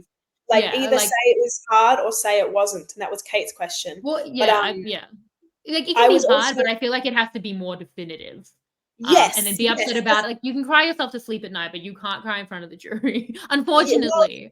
Unless you say that's who I am. Unless you say that that's my superpower. But then you can't say I'm a big strategic mastermind and cry about putting down your shield.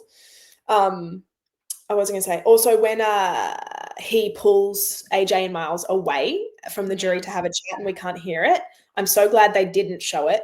But I was so angry. I was so angry. And Paulie and I are having a fight on the jury bench. And he was like, we got to think, we don't want to look like a bitter jury. I'm like, I know I'm not bitter, but I deserve to hear what they're saying. I've been sitting here. I either want you to say this is so hard for me or this is incredibly easy, but this is part of your final tribal council speech. The two boys have just blown each other out of the water in AJ and Miles and playing up each other's games of Miles broke the amount of world records, Miles has done this, and then Miles is well, AJ's done this, AJ's controlled the whole game, and then Kaylin pulls them away to essentially do his final pitch to them. It's it's not for them. This is for us. I need to know if you're struggling. You know what I mean? I was Yeah. Well, that's not a great pitch for the jury because the pitch was like, help me. Yeah. Well, So I ironically not, but understand why he pulled them away, but I yeah. was really upset. We didn't know what they were No, he saying. shouldn't have taken them away. No, he No, should never I have was said, help me. That was the issue. yeah. Like, he shouldn't have been asking for help from the two I mean, people one of whom he was going to have to tomorrow be like, I had more agency yes. than you. He shouldn't, like, that was Yeah. the thing. Like, if you can't say it in front of the jury, you shouldn't be saying it at all at that point. Yes. That's exactly what I thought. I was like, I'm here to make a choice tomorrow to potentially crown you sole survivor. I need to hear what you're feeling. Yeah. Beautiful Yeah. moment. Not the right Stunning move. moment. Like so Yeah. lovely. But Yeah. yeah, it did upset me. But I do think that Kalen started off really strong with his pitch, but he couldn't claim his defaults. He couldn't claim where he faltered. He said he didn't falter. And as a jury, that's not what we want to hear. We want to hear how we impacted your game and if you can recognize us in your game, which Miles did so well, which is claiming when he was like, I know I'm loud. I know I can be arrogant, but like I took big swings and sometimes I missed, sure, but I had fun while I was doing it. Like he really spoke to the jury in front of him. Because there's a debate of like Kalen could win Brains versus Brawn 1. Like it, depending on the jury, Kalen could really win. But Miles was speaking to the humans in front of him as to what they know he knows what we value, you know? Whereas Kalen's pitch, I felt wasn't quite to what this jury valued. Yeah. I think that is interesting because I've been thinking about it. You know, like a lot of people often say the jury will vote for who they like more.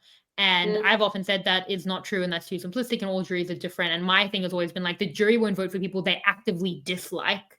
But if they yes, like both, they will start weighing it up. And even the person they like more, they might respect less. And then it becomes yes, a conversation. And I think that the Miles and Kaylin top two was such a great example of that. I'm actually so glad because that's like the perfect one to point to of like juries don't always vote for who they like more, but if they like you both, now we're going to have a conversation about it, and that is what happened. yes. Yeah. Was I do there? feel Yeah. like so Kaylin's big pitch was all of the chats we had as friends was not strategy, and that's your mistake for thinking that our friendship was strategy. That's what he was saying. Was like it wasn't strategy, and I was lying. So just because we're friends doesn't mean we're working together. But then my thought was like, okay, well, just because we're friends doesn't mean I'm going to vote for you. Yeah. Like his logic was then flipped back on itself because then he expected our votes out of friendship. Yeah. Which we are. Like Kaylin's the most like beautiful boy and really is played such an incredible game. Like none of this is taken away from how amazing of a game he played. But it was like, well, just because we're friends doesn't mean I'm going to vote for you.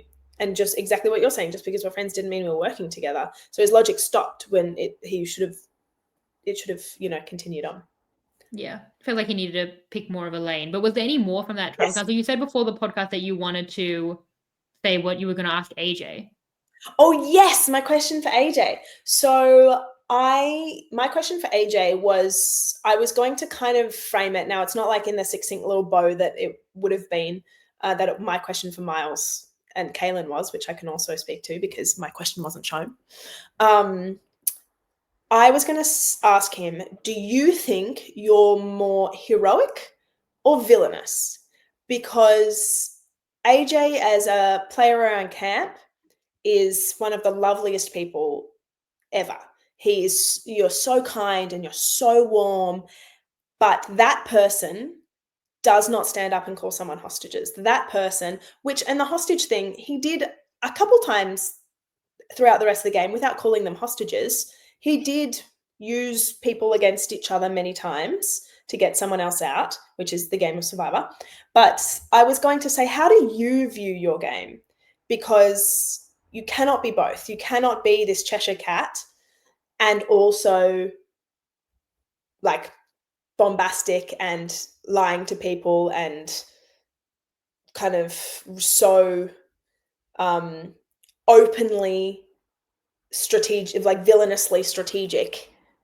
And now in all the confessionals saying he's got this in the bag and which he did.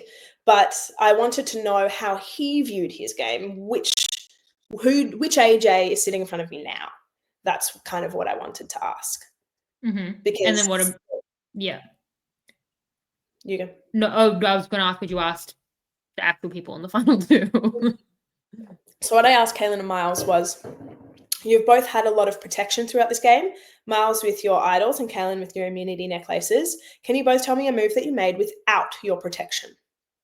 Did we not see that? You saw the end of it. You saw the end of it. Karen kind of came in at the end of it. Right. Or have I heard about that? I feel like it existed, but I was Miles there, as you know. So Miles may have said it in his deep dive because right. that was his favorite question because he really liked the way he answered it. So Miles spoke to Rox, which was like a great answer. He had no protection and he was like really so willing to go to Rox and wanted to put his game on the line, which was a great answer. And then Kaylin claimed the Kristen move and said that when he voted out Kristen, he voted out one of his closest allies. And then Miles jumped in and was like, oh, I'm sorry, Kaylin. That actually wasn't your move. Zara and I had spoken about getting out Kristen and we waited for you to come up with a name. If you would remember, like you said 5 names before you said Kristen. And then when you said Kristen, we jumped on it. So it kind of undermined Kaylin's answer. But then also I was like, Kaylin, were you wearing the immunity necklace the night Kristen got voted out? He goes, yeah. And I was like, so that's not answering my question. I want to know something that you did without the immunity necklace on. So that's why they didn't show it, because it was quite an obvious, like, Miles point. Yeah. So, yeah, that's why they didn't Well, he show could it. have said the final 5. I mean, that was the one where it was, like, impressive that he, after winning that many immunity challenges, that he'd already broken the record at that point, and he wasn't the target. So I would say, anyway, it's whatever. It's not my final travel counsel. He voted for Kate. And Kate ends up going home. That's a brilliant. He could have like, of course, that was Zara's move, but no, sorry, he voted for he voted for Miles. He voted for Miles. AJ voted for Kate on the split, but the thing is, it was a split, but they were all in on that. I would agree with him. I would say what we wanted to happen happened. It was a Kate Miles split. Kate went home. Yes, and I was in on that.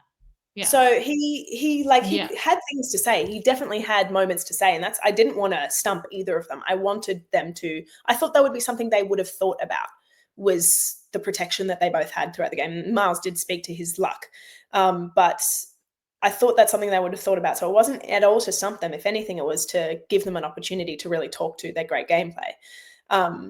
So yeah, that was my question. But it was a great final tribal. But it became kind of quite obvious that I was voting for Miles and that we were, potentially heading down that route. The locks, like, there were no locks before we went in. Like, there was no one really that, like, was super set. I think another thing Kaylin could have done was, the only 2 people that were truly advocating for his game were AJ and Miles. They were the 2 people that had spent the longest with him.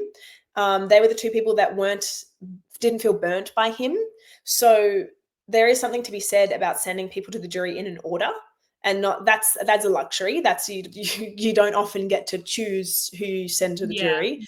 That's a real luxury, but there is something to be said for an order that you send them there in. So when I get voted out, I am voting for AJ, and I say, a little birdie's told me that you've been putting a target on my back. You've been talking up my game. I want you to be the first member of the jury so that you can continue that. Because all I'd heard is that he was me saying I'm playing a great game. So I was like, I want you there so that you can continue advocating for me. Thank you. Right. Yeah. That would have, he should have voted out AJ and Miles for probably a few reasons. But yeah, that is probably, but then, then Miles is immune at 4, and that maybe screws that up, and maybe it's on that. But yeah, I think that maybe he needed to have an exit plan a little earlier, possibly, because it got dicey at best. Yeah. I think that as Zara, Kaylin, final tribal council would have been really interesting. Because if Kaylin had the same speech and Zara's like an amazing, she's a lawyer, that would have been really interesting. Yeah. Like, what do you think? We can never know. But I would have voted for Zara. Yeah. I think. I would have voted for Zara. I think that Logan would have voted for Zara. Kristen still would have, I think Paulie would have voted for Kaylin. Kristen still would have voted for Kaylin. I think Karen would have voted for Zara. And then I don't know what AJ Miles. Kate, I don't know. But it would have been so much more interesting, I think. Yeah, AJ probably votes for Zara. I think that Miles might too. Yeah, I think that one's hard as well because say Miles goes at 4 and then AJ's voted out by 3, but by who? Like, I think that, and the thing as well is like, if it is Kaylin voting out AJ but still crying about like that, and that's where it gets into like, if Zara votes out AJ but is like cold, but then like Zara might have taken AJ. Like, I feel like I think it's quite tricky with how Zara and Kaylin are viewing the game, and that makes the end game really murky for me of like how to work with that, because they didn't necessarily see the jury as like, I mean, and I don't really even know how to see the jury still, because even in these deep dives, it's like there are different perceptions, and you guys don't necessarily know. As you said, like that would be an interesting matchup. Like nothing's set in stone, but I do think that is a tricky one. Like if Kaylin was really thinking of taking AJ, was Zara going to take AJ? Things like that I think make it tough to play around that, and then also tough to like think about what they're doing in the end game to get to that final matchup, and then how that looks to a jury as well. For sure. I think that whoever took out AJ with force. Sorry, I was going to say, you know the word ruthlessness? That wasn't that wouldn't have made grammatical sense, but I was just about to say Ruth. I was about to say with vigor. Ruth. With that doesn't make sense. Vote him out like you mean it. Yeah, I've spent too much time thinking about this, because I think that so much of the end game decisions come down to, for me in my analysis, it was coming down so much to like who could win at the end, and like, and it's really tricky because I think that Kaylin is so hard to decipher there, because it so much depends on what he does and how he speaks to it, and he's such a big like hit or miss kind of pitch, and I think Zara as well, but like it could have gone really well on that, but then it's like, what does she do on that? I feel like I spend too much time thinking about this because I feel like it's a tricky end game, and it's Kate as well. Like Kate's such a different type of player. How much people root for her, but then how much are people mad that she doesn't know what rocks is? Like I think I feel like my question AJ is where you go. No, I'm just saying AJ is like an easy one to kind of see. Like he would have, like, and if there are things that are locked in, and then the rest gets murky, and then it's hard to make like definitive calls on moves. And yet I did, and that is my job. So that is, and still to this day, I still like. I argue with AJ after the deep dive about like what the right moves are, not even for him, just like at the final 5 and stuff. And maybe we could continue to forever. And I think what's so hard on that is a lot of that is kind of murky on how it would have gone from a jury perspective, and so much of the analysis is on like what a jury would respect. But you were saying about like Kate and Morgan, what the question is? Oh, my question, to be petty, I was going to say, my question to you guys is, do you know what rocks is? Explain rocks to me. That's all. What's the deep dive? What is the What's deep your dive? favorite deep dive? Shannon. But what I was going to say, it's all murky. It's all hindsight bias as well. Like everybody that gets to this point of the 3-4 hours, take into account this is all hindsight bias. That like we have no idea what we would have done. We did the best with the information we had at the time. But literally every single person talking about it is, we have seen everything else now, and we know now the story. Like we didn't know what we said about each other, so all of this is hindsight bias. All of this is confirmed by like what we thought we felt at the time, which is like, I thought The Graduates was a thing. I didn't know it had a name until I was on the jury. But yeah, it's all hindsight bias. Yeah, it's a tough one. So coming back from that, with the hindsight of playing the game, like how's it been for you in the last, as you said, 10 months of still being like, wait, you're voting for me? How's it been watching it back and all of that, just like generally? It's been really fun. To be honest, I didn't know if I would get an edit. There's so many like big personalities on the Brain tribe, and even on Brawn, like Brain 2.0, and knowing like the edit tends to go to the people who make it further. So like Logan made it further than I did, and then of course Miles won. So I really thought that a lot of my stuff would get given to them. I really, Miles jokes about it with me all the time. Like I would say to him, I think I'm only going to get 3 confessionals the whole time, like the whole show. I think I'm going to get purpled. And I got like 4 confessionals in the first episode alone. And he messages me all the time being like, do you remember when you thought you were going to get purple? Do you remember that? Do you feel silly now? So I said to myself that making it on the island and then ending up being the first member of the jury, that's the prize. You've already won. That was what your goal was. I said I wanted to do this game even if it wasn't televised. So I have already won. Anything that comes after that is just the cherry on top and the icing on the cake. Like I went in to watching this season with zero expectations and thinking just like the lowest possible. So then everything that I got a confessional in every episode I was in. Like that's so cool. That is crazy. Yeah, like that's so cool. Just for Australian Survivor, that is crazy. Yeah, like a lot of people don't get confessionals in their vote out episodes.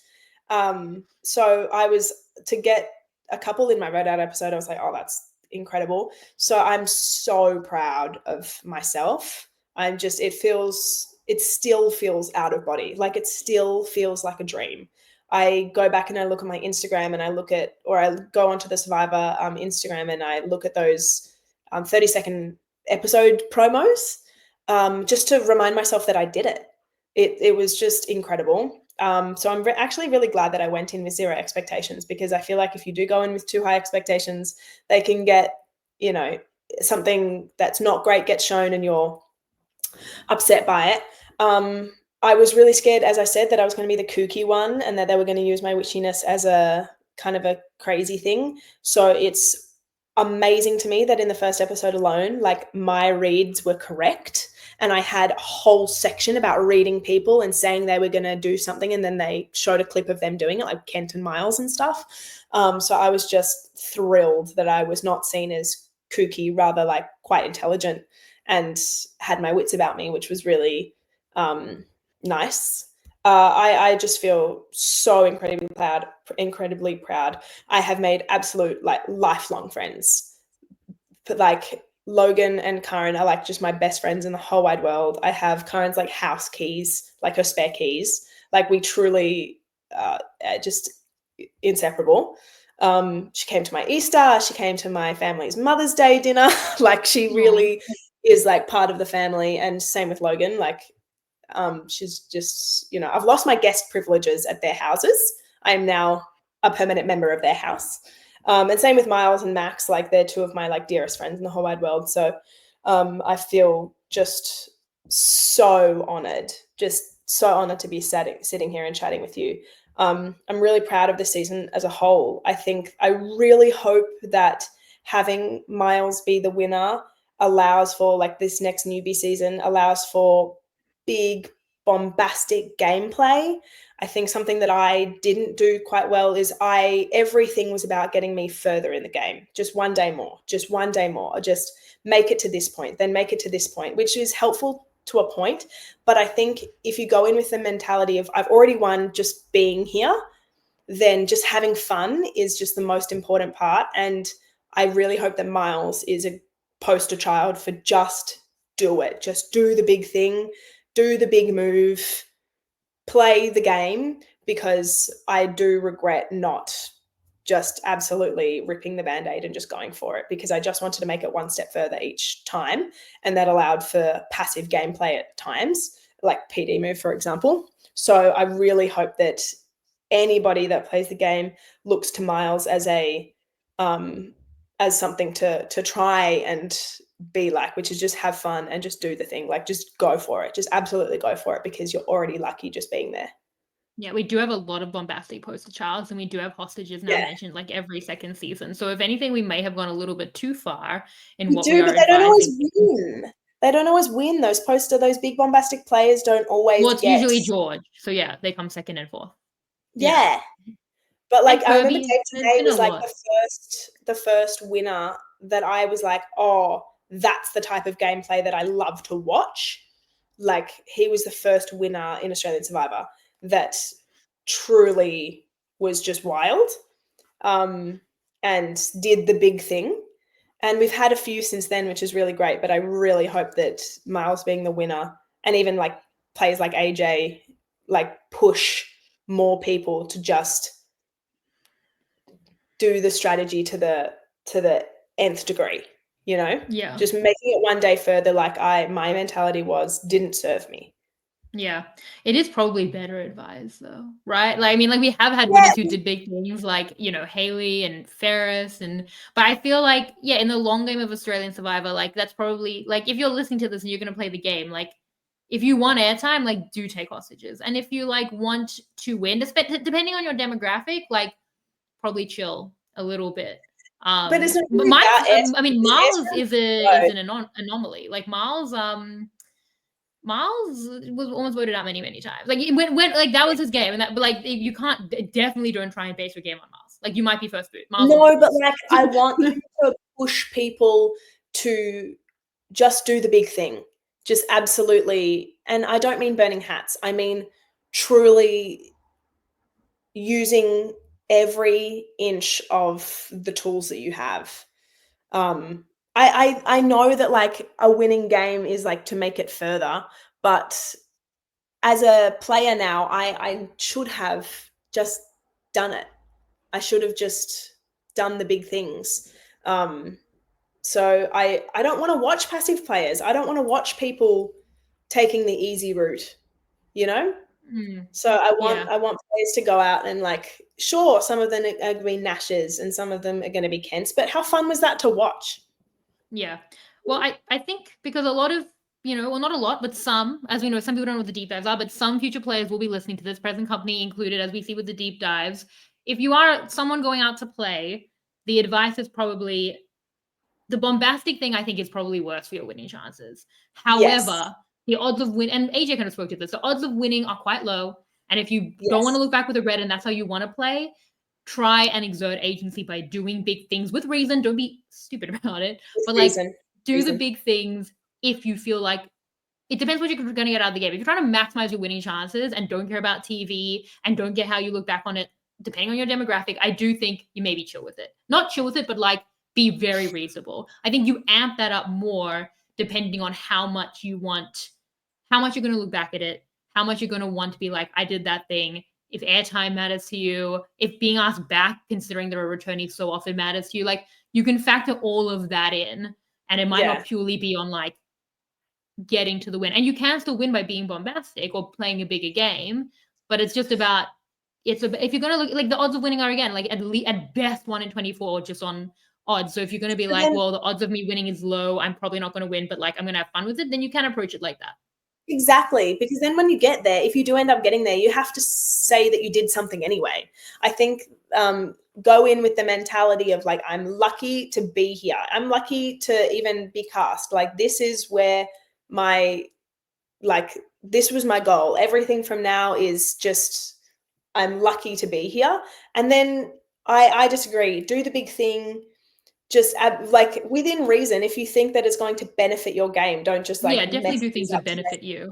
Yeah, but if you think it's going to benefit your game, then and you think you have the ability to do it, then do it. Because if you need to speak to something when you get to the end, and like getting to the end, as you said, is so unlikely. So just go have fun. Yeah.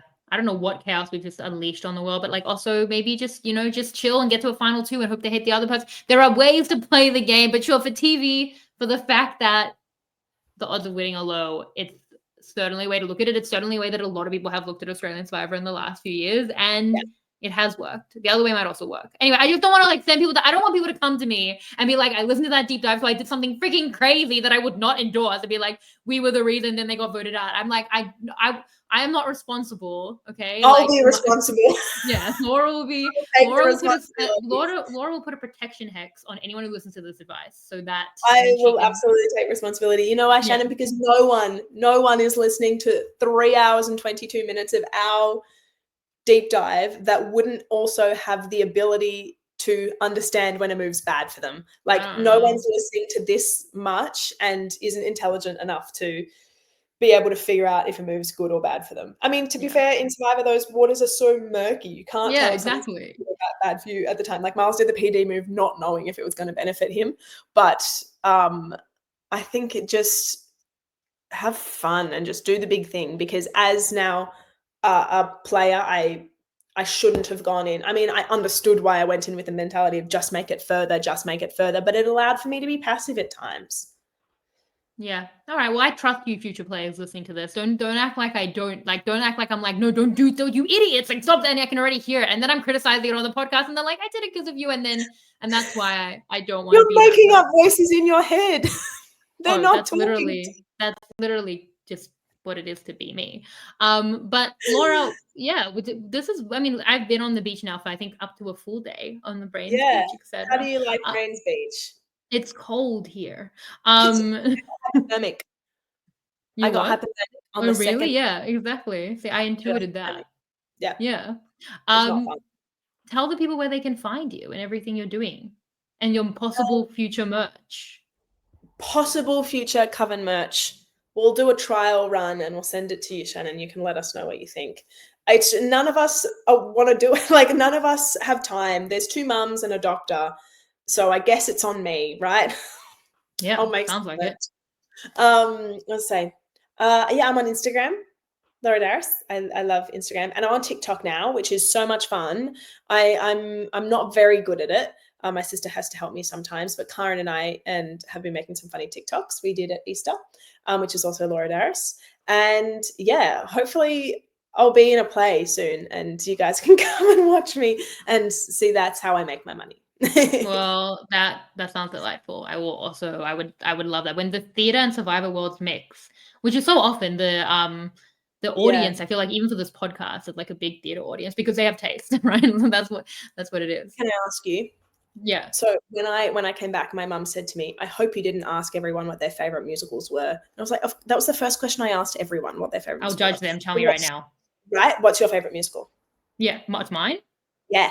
Oh, Hamilton. Obviously, I name my cats It after is Hamilton. Hamilton. Okay, why is it Yeah. Hamilton? Oh, I actually did do a podcast on Hamilton. I can't do it 3 hours and 25 minutes into this, but it's the best thing ever written, I think. I know it, and I kind of feel like, yeah, that's basic, but like people say it's overrated. No, it's underrated, because if it was correctly rated, it would be every person alive's favorite thing in existence. That's how I feel, and that would be correct. Everything. Oh, this is 3.5 hours in. Like, it's given me so much. Like, it changes how I see the world. It changes how I see, like, even what we're talking about, like literally the conversation we just had about, do you wait for it or do you take your shot, is literally Hamilton. It encompasses the human spirit. It talks about, narrative and how we, in the deep dives, narrative, and you have no control who lives, who gets voted out, who tells your story. That's literally what everything we talk about is embodied in it, because it encompasses so much about the world. And like, I see it everywhere. Like, obviously I name my Casper, but like, because I think that Angelica and Eliza are such a beautiful, example of like sisterhood, and like it's everywhere. That's why, yeah. And I could go on, and I will now. No, I'm joking. I won't. Who else had good favorite musicals though? What's your favorite musical? Mine changes on the day. To go with your mentality of like, it's changed the way that I view the world, I really love Into the Woods. That's changed the way that, I mean, every time I listen to Into the Woods or watch Into the Woods, I hear something new. Like it makes me go, oh, like that could affect me in some kind of way that's helpful for the situation I'm in. So I really love Into the Woods for that reason. I also think like Matilda does the same thing for me as well. Like every time I listen to Matilda, I hear something that will benefit me in like the problems that I'm going through at the time. So I really love both of those musicals. I think that debatably the best musical like ever is like West Side Story. Like I do think that's probably the perfect musical. But it's not my favorite. What were some people's favorites on the island? I mean, Karen's quite big into musical theatre. What was hers? I believe it's Wicked. I believe. Okay, very popular. And we always she's the Elphaba to my Glinda. Like this Glinda truly found her Elphaba in Karen. Like she's Max, he loved Grease. Okay. He really likes Grease. I can see, yeah. Wasn't he making you do Hopeless Theater voted? So I guess that makes sense. Yeah. Yes. Who else said that? Like, there were some interesting ones, and I find it interesting to like know if someone's like really a musical theatre fan or if they just say like a popular one. I know that Hamilton is popular, but it's sometimes cliches are cliches for a reason. I saw 3 on the West End recently. I know, but the thing is, I know it's basic because it's the best. Yes. But it is the best. It's so good. but it's I wouldn't say it's basic if you can speak to it, but if it's the only musical some people have seen, then like maybe. To be fair, Honestly, like good Wicked choice would though. be a basic answer, but Yeah. it's Wicked is a not like, pretty, but Wicked's good. Like Wicked, I think, Wicked is a little overrated. I still really like Wicked, but Hamilton, I feel like, yeah, it's like I gain something new from it every time I see it, yeah, every time I listen, like what it says about friendship and power and everything, every single yeah, thing. I could go through that, but it is funny that all the deep dives are literally Survivor in general. Who tells your yes, story? We do on the deep dives. That's that's that's so very funny. the final That word you've is. related it so much to your life. That's incredible. I love that. Yeah, I Yeah, do. It that's does. Yeah. I ask everyone. Well, it's a great question, and it will be now the first question of every deep dive. And I hope that people are musical theater fans because we've Yeah. changed the medium. That's what I should ask every guest on every podcast. They're like, "Aren't we here to talk about Survivor?" And I'm like, "I decide. No. I decide what Here's we're why I talking love about." Hamilton for Yeah. all of you. And then it's just a Surprise! Hamilton podcast. And I could speak to a new thing every podcast. I really could, but I haven't been podcasting for weeks because I have been away Yeah. at the West End, seeing theater, buying these tarot cards. So things have been happening, but I will be back talking about the penultimate episode of 48 and the last month with Dino this weekend. So that's happening. We know globalsurvivor.com and then the finale. I don't have any more deep dives planned here, but I guess you never know. And that's what's happening with me. And then AUV World will happen. So follow me at Shannon Gates so you don't miss any of the content because there's a lot going on. But Laura, thank you so much. This has been such a fun time. Thank you so much for having me. I know I've said it a couple times, but I'm just so truly honored. I know this sounds weird, but it really is a pinch me moment. So thank you. Well, that means a lot. I'm glad that there were people out there advocating for the deep dives. That's another thing. I can't tell people how to play, but if you're listening to this, please do talk about the deep dives out there, okay? It might put a target on your back, but that's actually something I'm willing to bear. Because I want people to talk about it on the island, talk about the podcast. That's kind of how I want to build an audience. When people go on the show and then they just tell at least like 23, maybe up to 23 other people, and we build slowly by doing that. So that's such a slow trajectory. Oh my god. That's so slow. Like once a year, 23 people, you need more subscribers than that. No, yeah, when they do World, we could introduce some people. I think, if I'm going to talk to Rob about any growth strategy, that's it. The Australians that have a cast are pretty big, and if we get them listening, that's quite a lot every year. That's true. But thank you so much, Laura. Thank you everyone for listening to this deep dive. Thank you our team behind the scenes, and I will see you next time. Bye.